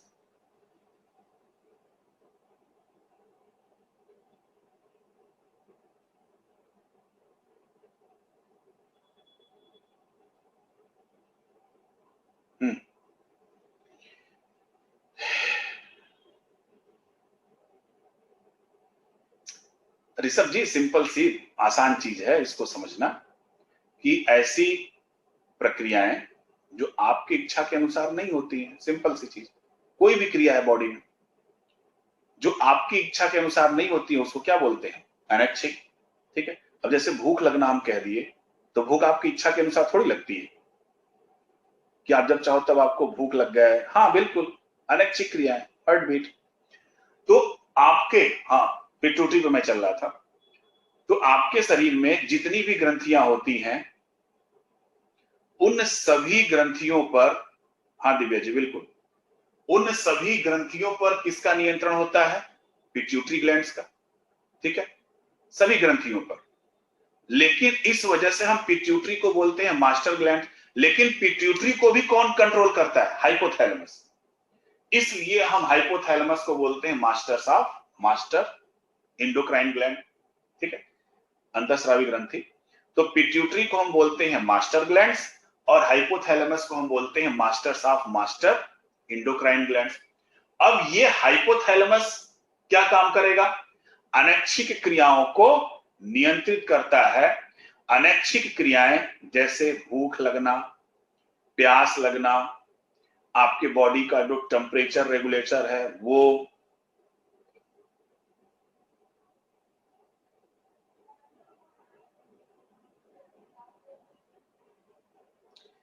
Subconscious mind, Adarsh ji, it is the part of psychology. ठीक है, ये इसमें हम घुसेंगे तो फिर घुसते ही चले जाएंगे, ये आपका पार्ट नहीं है। ठीक है, हाँ तनु जी, वो भी है, क्योंकि आप इसको बहुत देर तक नहीं रोक सकती हैं, अनैच्छिक क्रियाएं। ठीक है, तो ये जो अनैच्छिक क्रियाएं हैं उनको कौन कंट्रोल करता है? हाइपोथैलेमस। जैसे भूख लगना, प्यास लगना, ताप नियंत्रण। ठीक है ना, प्यार, ध्यान से सुनना, प्यार, घृणा, नफरत, ये सब कैसी हैं? अनैच्छिक क्रियाएं, है ना। अब आ गया समझ में? ये अनैच्छिक क्रियाएं हैं और इन ऐसी क्रियाएं जो आपकी इच्छा से नहीं होती हैं, और इस पर किसका कंट्रोल होता है? हाइपोथैलेमस का। गुस्सा, प्यार, घृणा वगैरह ये सब कौन कंट्रोल करता है? आपके ब्रेन का हाइपोथैलेमस। ठीक है, इसमें बेचारे हार्ट का कोई दोष नहीं है, आप दोष हार्ट को देते हो नहीं, ये हमारे ब्रेन के हाइपोथैलेमस का पार्ट है ना। आपको किसी से प्यार हो जाता है तो किस वजह से? हाइपोथैलेमस में। अब सुनते होगे ना, पुराने जमाने में कहते हैं कि ये किया नहीं जाता, ये तो हो जाता है।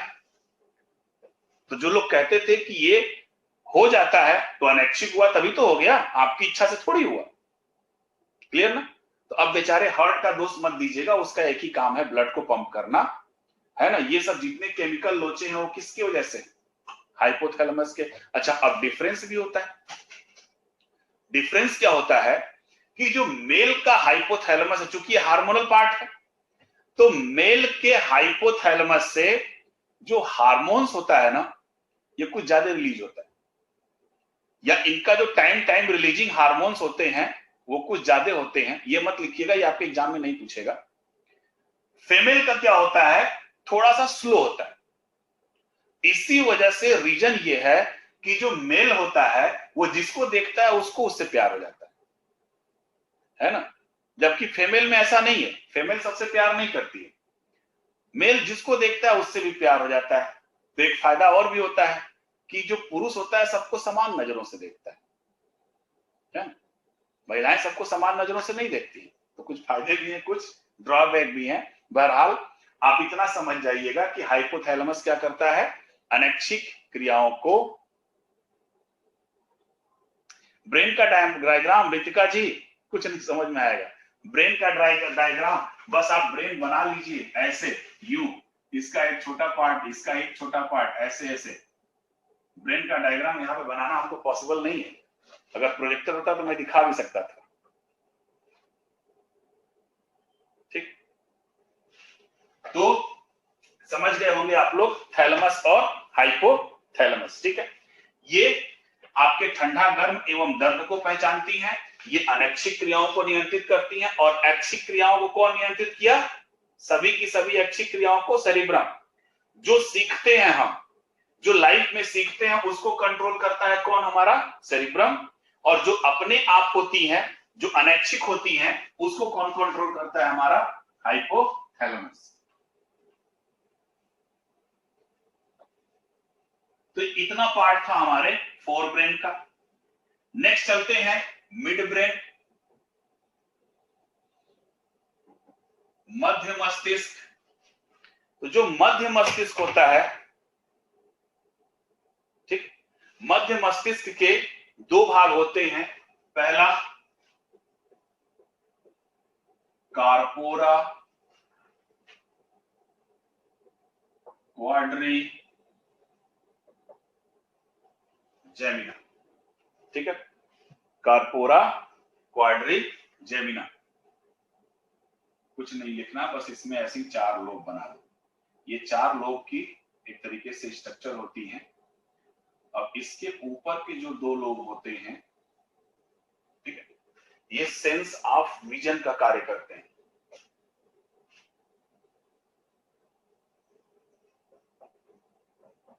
यानी इससे जो तंत्रिकाएं निकलती हैं वो कहां जुड़ती हैं, आपकी आंखों से। और नीचे के जो दो लोब होते हैं,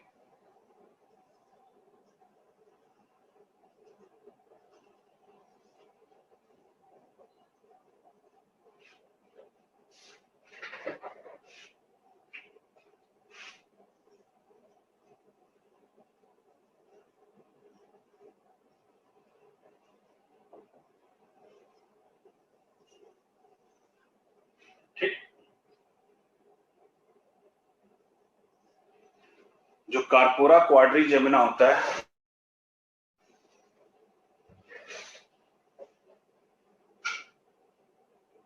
जी विवेक जी, जो पागल होता है ना, वो आम आदमी से ज्यादा इंटेलिजेंट होता है। इस चीज को आप समझ लीजिए। जो पागल आदमी होता है वो आम आदमी से ज्यादा इंटेलिजेंट होता है। बस फर्क इतना होता है कि उसका सेरिब्रम भी हाई स्पीड में काम करता है, सेरिबेलम भी हाई स्पीड में काम करता है। मतलब उसके ब्रेन की हर एक एक्टिविटी इतनी तेज कार्य करती है कि वो चीजों को एक्सप्रेस ही नहीं कर पाता है।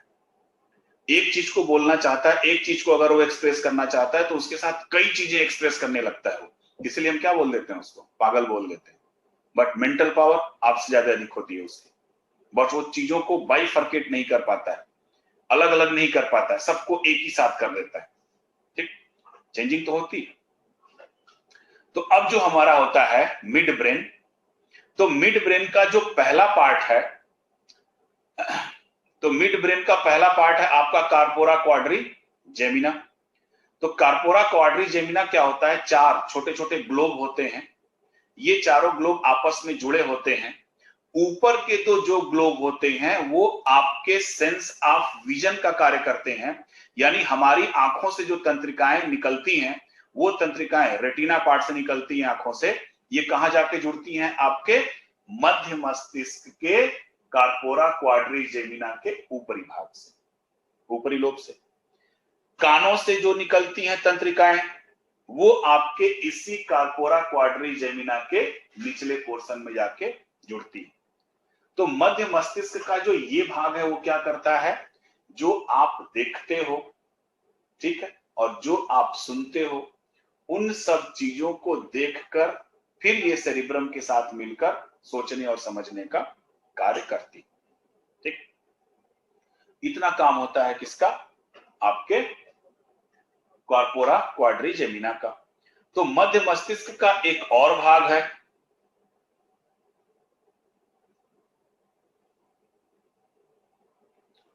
हाँ विद्या जी, कॉर्पोरा क्वाड्रिजेमिना का जो निचला पार्ट होता है ना, जिसको हम सेंस ऑफ हियरिंग बोलते हैं, तो बच्चा जो बहरा हो जाता है, बहरा होने के पीछे दो रीजन है।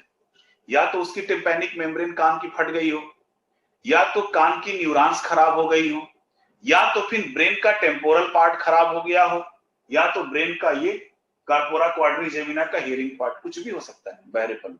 ठीक है, सिर्फ हम ये कह सकते हैं कि ब्रेनी का पार्ट खराब है, ऐसा नहीं है, कोई भी पार्ट खराब हो सकता है।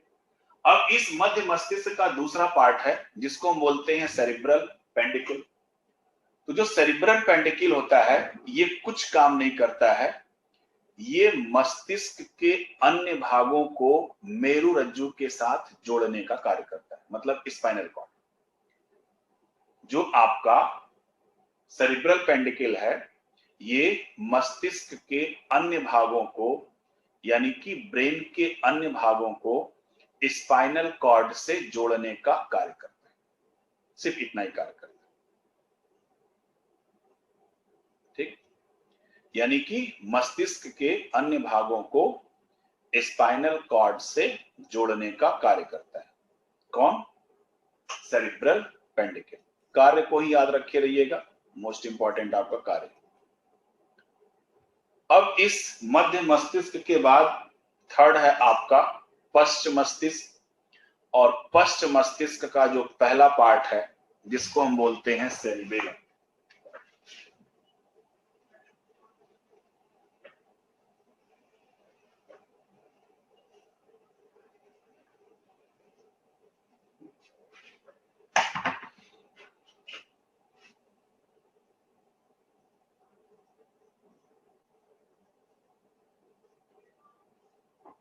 सेरिबेलम, ठीक, अग्र हो गया, मध्य हो गया, पश्च मस्तिष्क। ठीक है,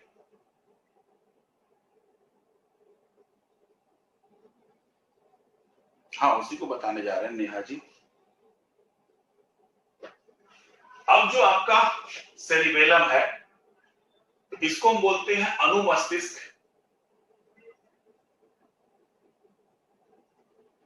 अब ये जो अनुमस्तिष्क होता है, यह मस्तिष्क का पहला बड़ा भाग कौन सा था? सेरिब्रम। यह मस्तिष्क का दूसरा बड़ा भाग होता है। ठीक है, और एक चीज और जान लो, आईएएस में जो नर्वस सिस्टम से क्वेश्चन आया, पहला किससे आया था? आता है सेरिब्रम से, दूसरा आता है डायंसिफेलॉन से, और तीसरा आता है इसी से, सेरिबेलम। इसी तीनों पार्ट से अभी तक क्वेश्चन आए हुए, बाकी पार्ट से भी आए नहीं है। इसका मतलब ये नहीं कि बाकी पार्ट हम पढ़ेंगे ही नहीं। तो अब जो सेरिबेलम है, यह मस्तिष्क का दूसरा बड़ा भाग है जो शरीर में बाह्य संतुलन को बनाए रखता है। इसका मेन काम क्या है? शरीर के बाह्य संतुलन को बनाए, बाह्य संतुलन, एक्सटर्नल बैलेंस। ठीक है, जैसे दौड़ना, ठीक है ना, बात करना, टाइप करना वगैरह, इन सबों में आपके जो बॉडी का बैलेंस होता है, ये बाह्य संतुलन को बनाने का कार्य कौन करता है? आपका सेरिबेलम। ठीक है ना, तो अब एक क्वेश्चन पूछा है कि अत्यधिक मात्रा में शराब के सेवन से मस्तिष्क का कौन सा भाग प्रभावित होता है?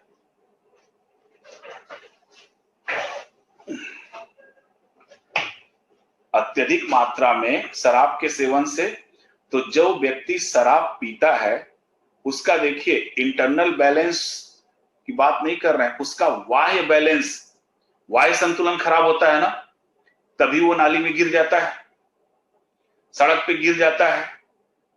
ठीक है, तो वो इसलिए क्योंकि जब हम शराब का अत्यधिक मात्रा में सेवन करते हैं तो मस्तिष्क का यही भाग जो सेरिबेलम होता है ना, वो अनकंट्रोल हो जाता है। तो इसका आपके शरीर के हड्डियों पर, अन्य भागों पर नियंत्रण नहीं रह जाता। इसका मतलब कि आपका वाह्य संतुलन क्या हो जाता है, बिगड़ जाता है। लेकिन फायदा भी होता है ना। फायदा ये होता है कि सेरिबेलम तो भले ही आपका अनकंट्रोल हो जाता है, लेकिन सेरिब्रम स्ट्रांग हो जाता है। इसीलिए नशा किया हुआ व्यक्ति झूठ नहीं बोल पाता है, ठीक है। तो वाई बैलेंस तो इससे गड़बड़ हो जाता है। आप देखिए, मैं नशे की बात कर रहा हूं, जो नौटंकी करते हैं उनकी बात मैं नहीं कर रहा हूं। और व्यक्ति नशे में है कि नहीं है, इसकी सबसे बड़ी पहचान है उसको सुई चुभो देना, उसको दर्द नहीं होगा, तब समझ लेना कि वो नशे में। ऐसे व्यक्तियों को आप ध्यान से देखना, अगर ये सड़क के नाली में गिर पड़े हैं, उनको आप बाहर निकालोगे फिर वहीं पे चले जाएंगे, क्योंकि इनका सेरिबेलम तो ओवर एक्टिव हो गया है। उसके साथ साथ इनका जो सेरिब्रम होता है वो जरूरत से ज्यादा काम करता है। और उस समय क्या होता है कि ऐसी कंडीशन होती है कि उनको लगता है कि जो मैं कर रहा हूं वो बिल्कुल सही है। तो वो नाली में गिर गए तो उनको लगता है मेरे लिए यही स्थान सही है, उनको बाहर निकालोगे फिर वहीं चले जाएंगे, ठीक है। तो सेरिबेलम का जो मेन काम है वो क्या है, आपके शरीर के वायु संतुलन को बनाए रखना। इसके साथ साथ उसी में ये भी लिख लीजिएगा कि ये अंतःस्रावी ग्रंथियों को नियंत्रित करती है। ये अंतःस्रावी ग्रंथियों को नियंत्रित करती है। कौन? सेरिबेलम। मेन काम है इनका आपके शरीर के वायु संतुलन को बनाए रखना, ठीक।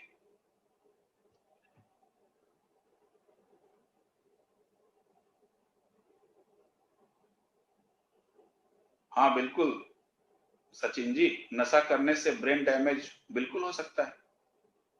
ब्रेन की एक्टिविटी अगर ओवर हो जाएगी तो डैमेज तो हो ही जाएगा ना। तंत्रिका कोशिकाएं क्या होती है, वहां पे सिकुड़ जाती है। और जब तंत्रिका कोशिकाएं वहां की सिकुड़ जाती हैं तो तंत्रिका कोशिकाओं के पास ब्लड जाता नहीं है, और जब ब्लड नहीं जाता है तो एनर्जी नहीं मिलती है। एनर्जी नहीं मिलेगी तो तुरंत वो क्या हो जाएंगे, खराब हो जाएंगे, नष्ट हो जाएंगे। उसी को तो हम बोलते हैं पैरालाइज होना, हो जाना।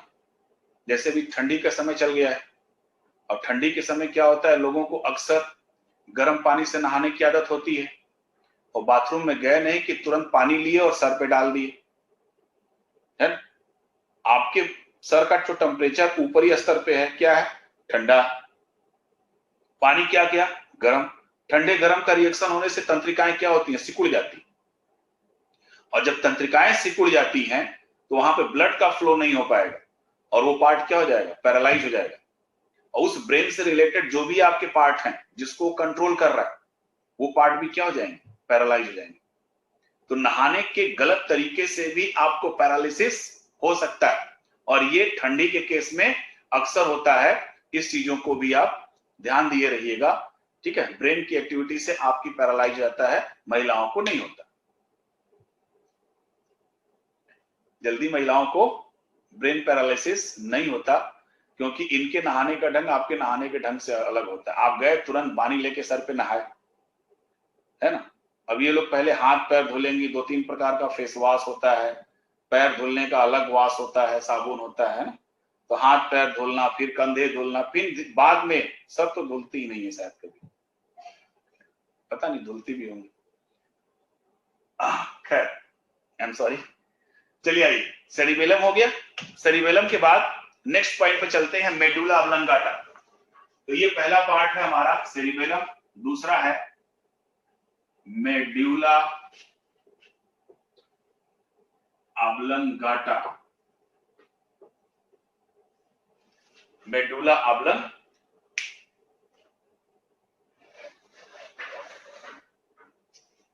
अरे प्रमोद जी, ये कौन सा क्वेश्चन है, डॉक्टर भी वाइन पीते हैं, डॉक्टर तो बहुत कुछ पीते हैं, आपकी इच्छा आप भी पियो। और खाने पीने पे किसी का नियंत्रण थोड़ी है। ऐसा थोड़ी कि डॉक्टर ही केवल वाइन पीते हैं, सभी लोग पीते हैं, है ना।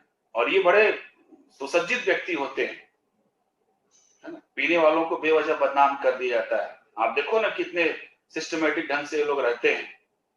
हाँ, मेरा सर्वेक्षण 5 सालों में लीकर का दाम 300% के ऊपर बढ़ा है। कहीं भी स्ट्राइक हुई? कभी स्ट्राइक नहीं हुई, है ना। लॉकडाउन में एक दिन की परमिशन मिल गई, देखो दारू की दुकान पे कितनी भीड़ लग गई। हमारी देश की अर्थव्यवस्था को पीने वालों ने संभाल के रखा है। आप क्या समझते हैं पीने वालों को? हाँ, सरकार भी बोलती है कि नहीं पियो, ये बात दूसरी की रोक लगाती है। तो ये डॉक्टर क्यों पीते हैं, इंजीनियर क्यों पीते हैं, ये क्यों पीते हैं, वो क्यों पीते हैं, सबकी अपनी मर्जी है। आप लोग मत पिया करो बस, क्योंकि इससे कहीं ना कहीं नुकसान होता है, फायदा कुछ नहीं होता है। अब मेडुला ऑब्लंगाटा क्या है कि ये आपके शरीर के उपापचयी क्रियाओं को नियंत्रित करती है। ये शरीर की उपापचयी यानी मेटाबॉलिक उपापचयी क्रियाओं को नियंत्रित करती है। जो मेटाबॉलिक एक्टिविटी होती है उसको कंट्रोल करने का काम कौन करती है? Medulla oblongata. इसलिए इनको हम क्या बोलते हैं? Cardiac centre, respiratory centre, digestive centre, सब बोला जाता है, क्योंकि ये क्या करती हैं? जितनी भी आपके शरीर में मेटाबॉलिक एक्टिविटी होती है, इन सब मेटाबॉलिक एक्टिविटी को कौन कंट्रोल करता है? आपका मेडुला ऑब्लंगाटा। क्लियर? अब तीसरा पार्ट है इसी का, जिसको हम बोलते हैं पॉन्स वेरोलाई। ठीक है, तो जो पॉन्स वेरोलाई होता है ये नॉर्मली मस्तिष्क के दूसरे भागों को यानी फोर ब्रेन और मिड ब्रेन को हैंड ब्रेन के साथ जनरली क्या करते हैं? कनेक्ट करते हैं। ठीक है, यानी मस्तिष्क के मेटाबॉलिक एक्टिविटी, अमन जी, आपके शरीर में होने वाली सभी भौतिक एवं रासायनिक प्रक्रियाओं को हम बोलते हैं उपापचयी क्रियाएं। तो जो तीसरा पार्ट है हमारे ब्रेन का, जिसको हम बोलते हैं पॉन्स वेरोलाई, ये पॉन्स वेरोलाई क्या करती हैं? ये भी आपके मस्तिष्क के डिफरेंट पार्ट को आपस में जोड़ने का कार्य करती हैं, विशेष तौर से मध्य मस्तिष्क को पश्च मस्तिष्क से। तो मध्य मस्तिष्क को पश्च मस्तिष्क से जोड़ने का काम तीसरा पार्ट करती हैं, जिसको हम बोलते हैं पॉन्स वेरोलाई। ठीक है, तो ये क्या काम करती हैं? मध्य मस्तिष्क को पश्च मस्तिष्क से जोड़ने का कार्य करती है। ठीक है, तो इतना तो आपका किसका था पार्ट? ब्रेन का। ब्रेन के बाद फिर नेक्स्ट पार्ट है आपका सेंट्रल नर्वस सिस्टम का दूसरा पार्ट है आपका स्पाइनल कॉर्ड, जिसको हम बोलते हैं मेरु रज्जु। ठीक है,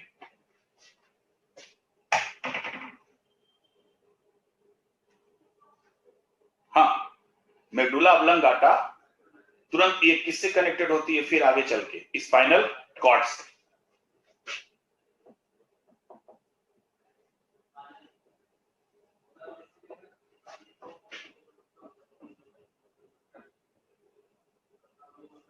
मेरु रज्जु। ठीक है, स्पाइनल कॉर्ड।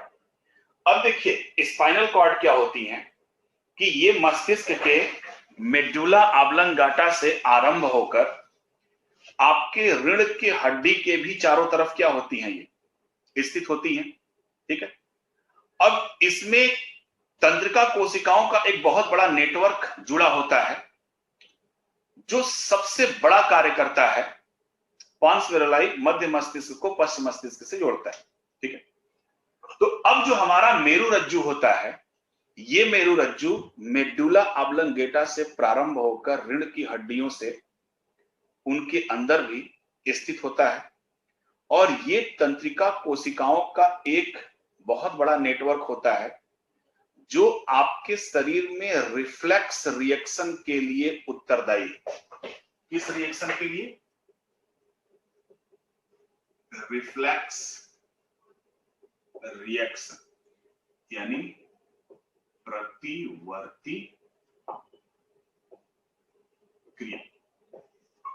प्रतिवर्ती क्रिया। क्लियर?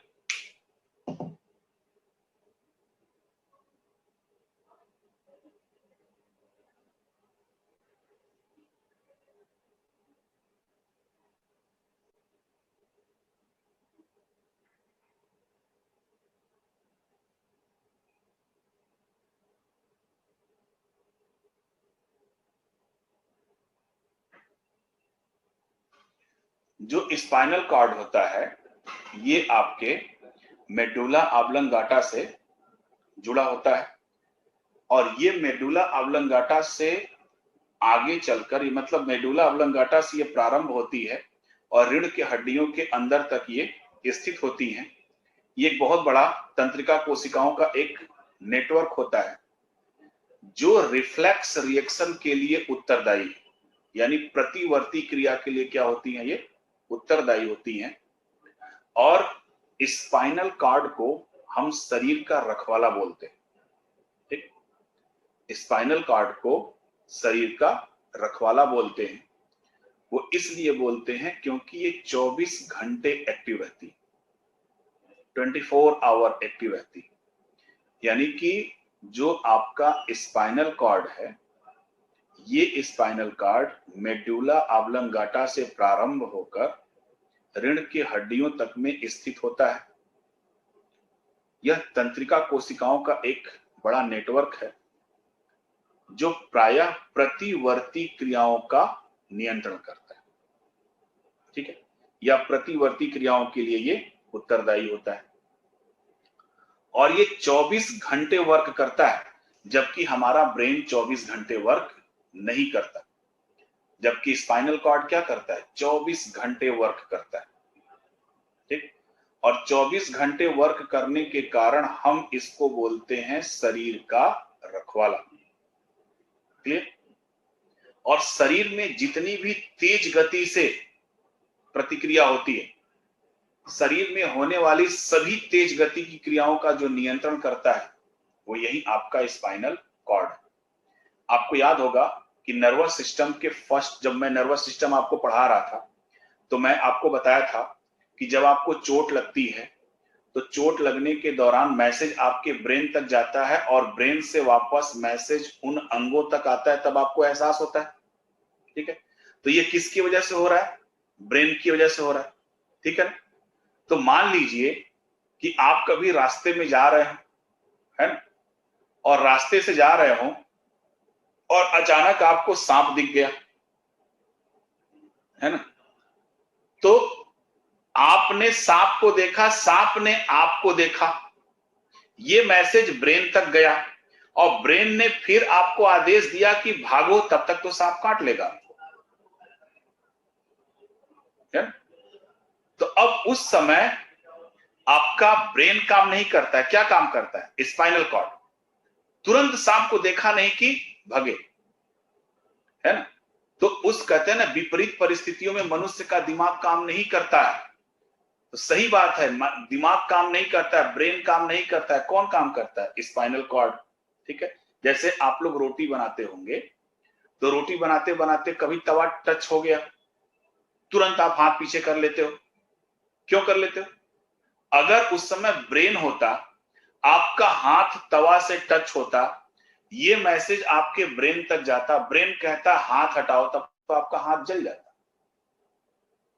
ठीक, लेकिन उस समय कौन एक्टिव होता है? Spinal cord. ठीक है, तुरंत स्पाइनल कॉर्ड एक्टिव होता है और तुरंत आपका हाथ क्या हो जाता है? हट जाता है।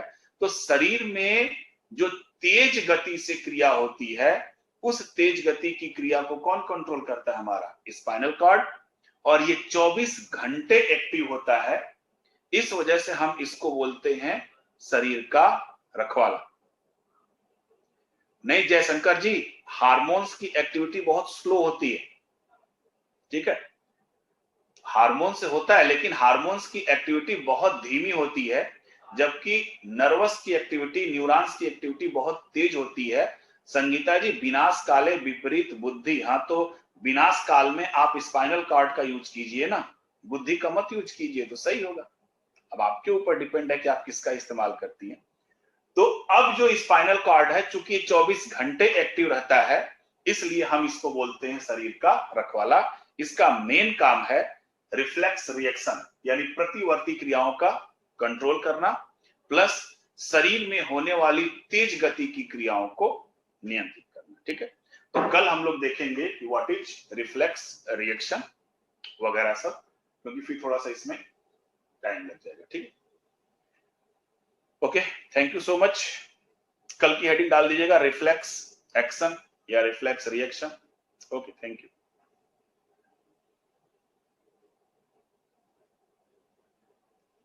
अभी है 5 मिनट हैं, पीडीएफ भेज दूंगा भाई।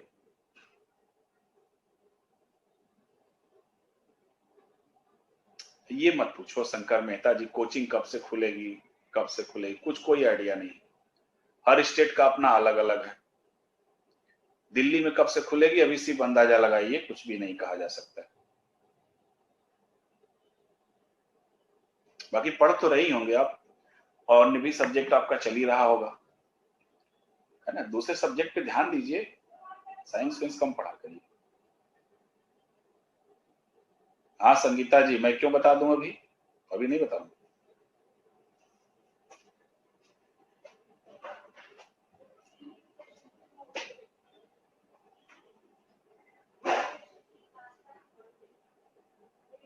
नेहा जोशी जी, जो सेरिब्रल पेंडिकल होता है, ये मस्तिष्क के अन्य भागों को स्पाइनल कॉर्ड से जोड़ता है।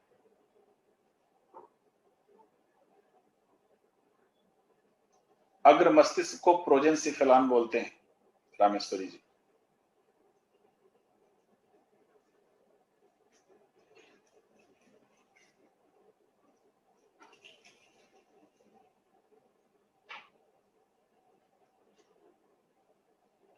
सेरिब्रल पेंडिकल मस्तिष्क के अन्य भागों को स्पाइनल कॉर्ड से जोड़ता है।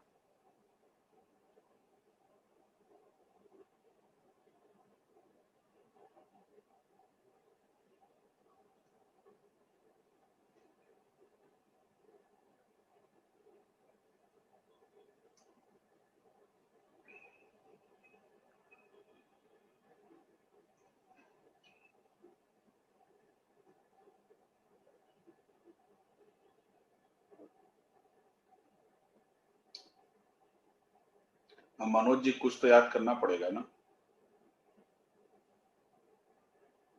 पॉन्स वेरेलाई मध्य को पश्च मस्तिष्क से जोड़ती है। टेक्नोलॉजी में आपको ज्यादा नहीं करना है भाई, टेक्नोलॉजी जब चलेगा ना तो उसके पास यूज को ध्यान देना है, कौन सी तकनीकी का कहाँ इस्तेमाल होता है, आपकी मैकेनिज्म को नहीं पढ़ना है।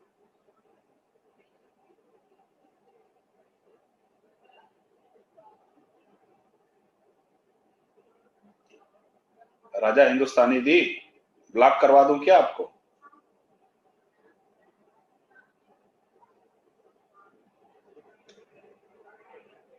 आप पढ़ने बैठे हो ना, तो इतने वाहियात क्वेश्चन तो मत पूछा करो ना।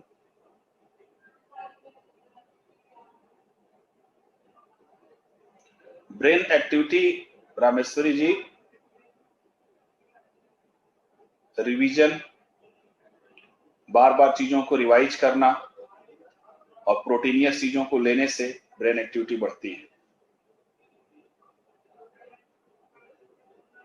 हाँ, sanjay.me79 है। नहीं ठीक है, इससे क्वेश्चन को नहीं पूछा जाता है ना। तो पता नहीं जो आप लोग मैसेज भेजते हैं वो सिर्फ मैं ही पढ़ता हूं या फिर सारे स्टूडेंट्स पढ़ते हैं, हमको नहीं पता है। अगर आपके द्वारा भेजा हुआ मैसेज और भी लोग देख लेते हैं तो फिर तो गलत बात करते हैं।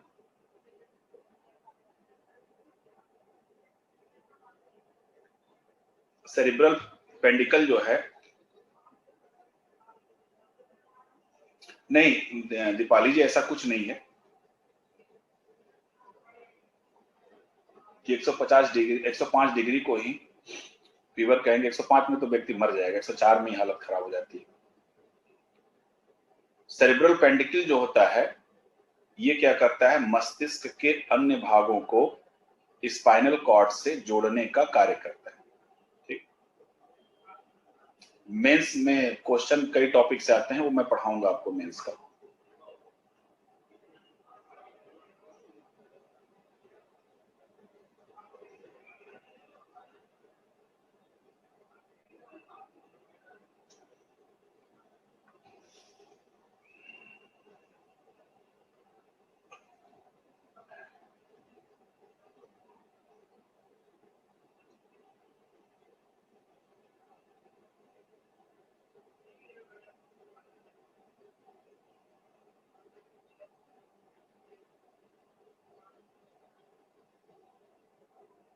ओके ओके सर, नहीं कुछ लोग थोड़ा सा अजीब क्वेश्चन पूछ देते हैं।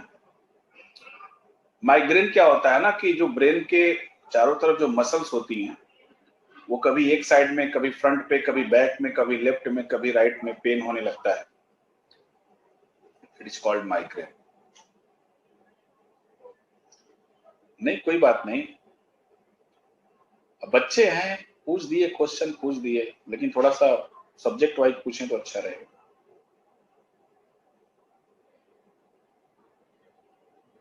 उमा मेहरा जी कौन सा क्वेश्चन है? एक साथ कई लोग भेजते हैं मैसेज, कुछ स्लिप भी हो सकता है।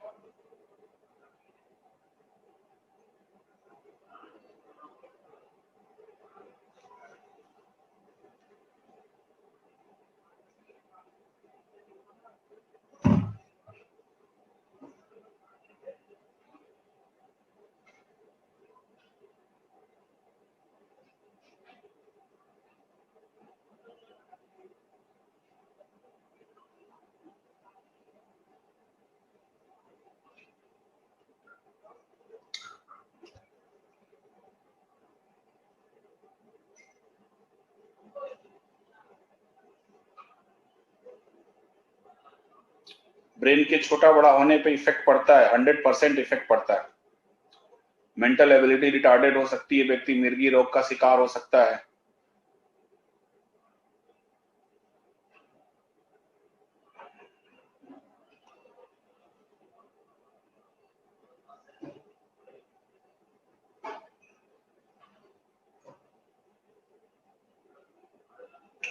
ग्रीन कलर में फोटोसिंथेसिस बहुत कम होती है। रीजन क्या होता है कि ग्रीन कलर की लाइट जब पड़ती है तो पूरी की पूरी लाइट क्या हो जाती है, रिफ्लेक्ट हो जाती है। तो फोटोसिंथेसिस तो तब होगा ना जब पौधे लाइट को एब्जॉर्ब करेंगे। ठीक है, तो सामान्यता नहीं के बराबर होती है।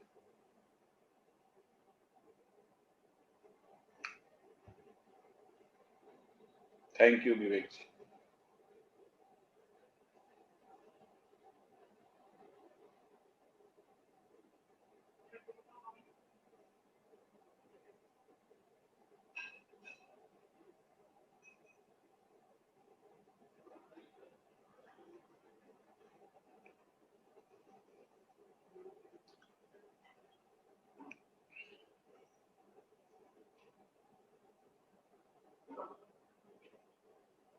Thank you Sanya ji.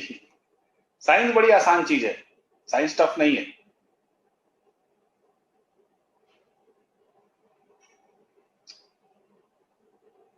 Plant आपको ग्रीन इसलिए देखते हैं क्योंकि उसमें क्लोरोफिल होता है ना, वो ग्रीन कलर की लाइट को रिफ्लेक्ट करते हैं। लेकिन सूर्य की रोशनी पूरी पड़ रही है ना उनके ऊपर, और सूर्य की रोशनी में 7 कलर हैं। तो आपको बताया कि रेड कलर में सबसे ज्यादा फोटोसिंथेसिस होता है, तो वो रेड कलर को क्या कर लेते हैं, ग्रहण कर लेते हैं, ग्रीन कलर को रिफ्लेक्ट कर देते हैं, बाहर निकाल देते हैं।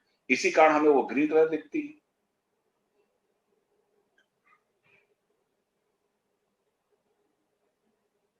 तो सन्या जी पहली बार, पहले भी साइंस पढ़ी होंगी आप।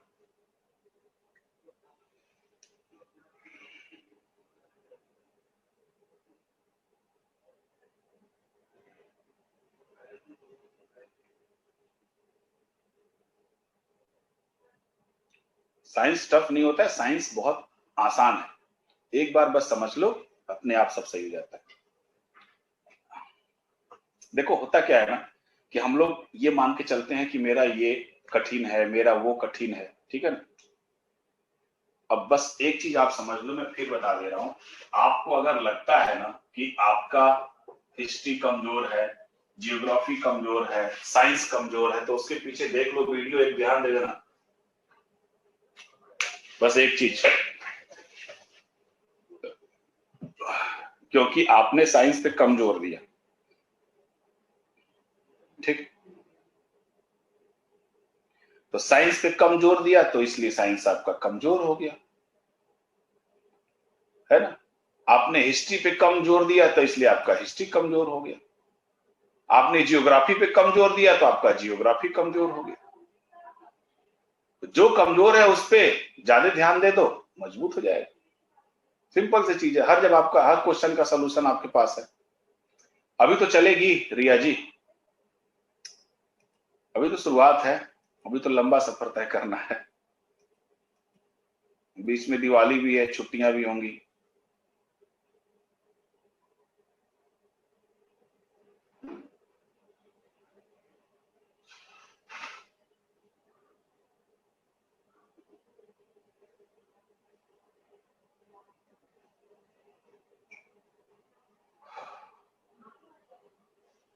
Okay, thank you so much, हम लोग फिर कल की क्लास में मिलते हैं, ठीक है।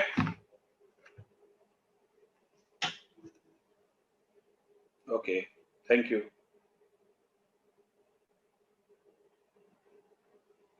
हाँ, दिवाली से छठ तक की छुट्टी होती विवेक जी, अब देखिए यहाँ पे कितनी होती।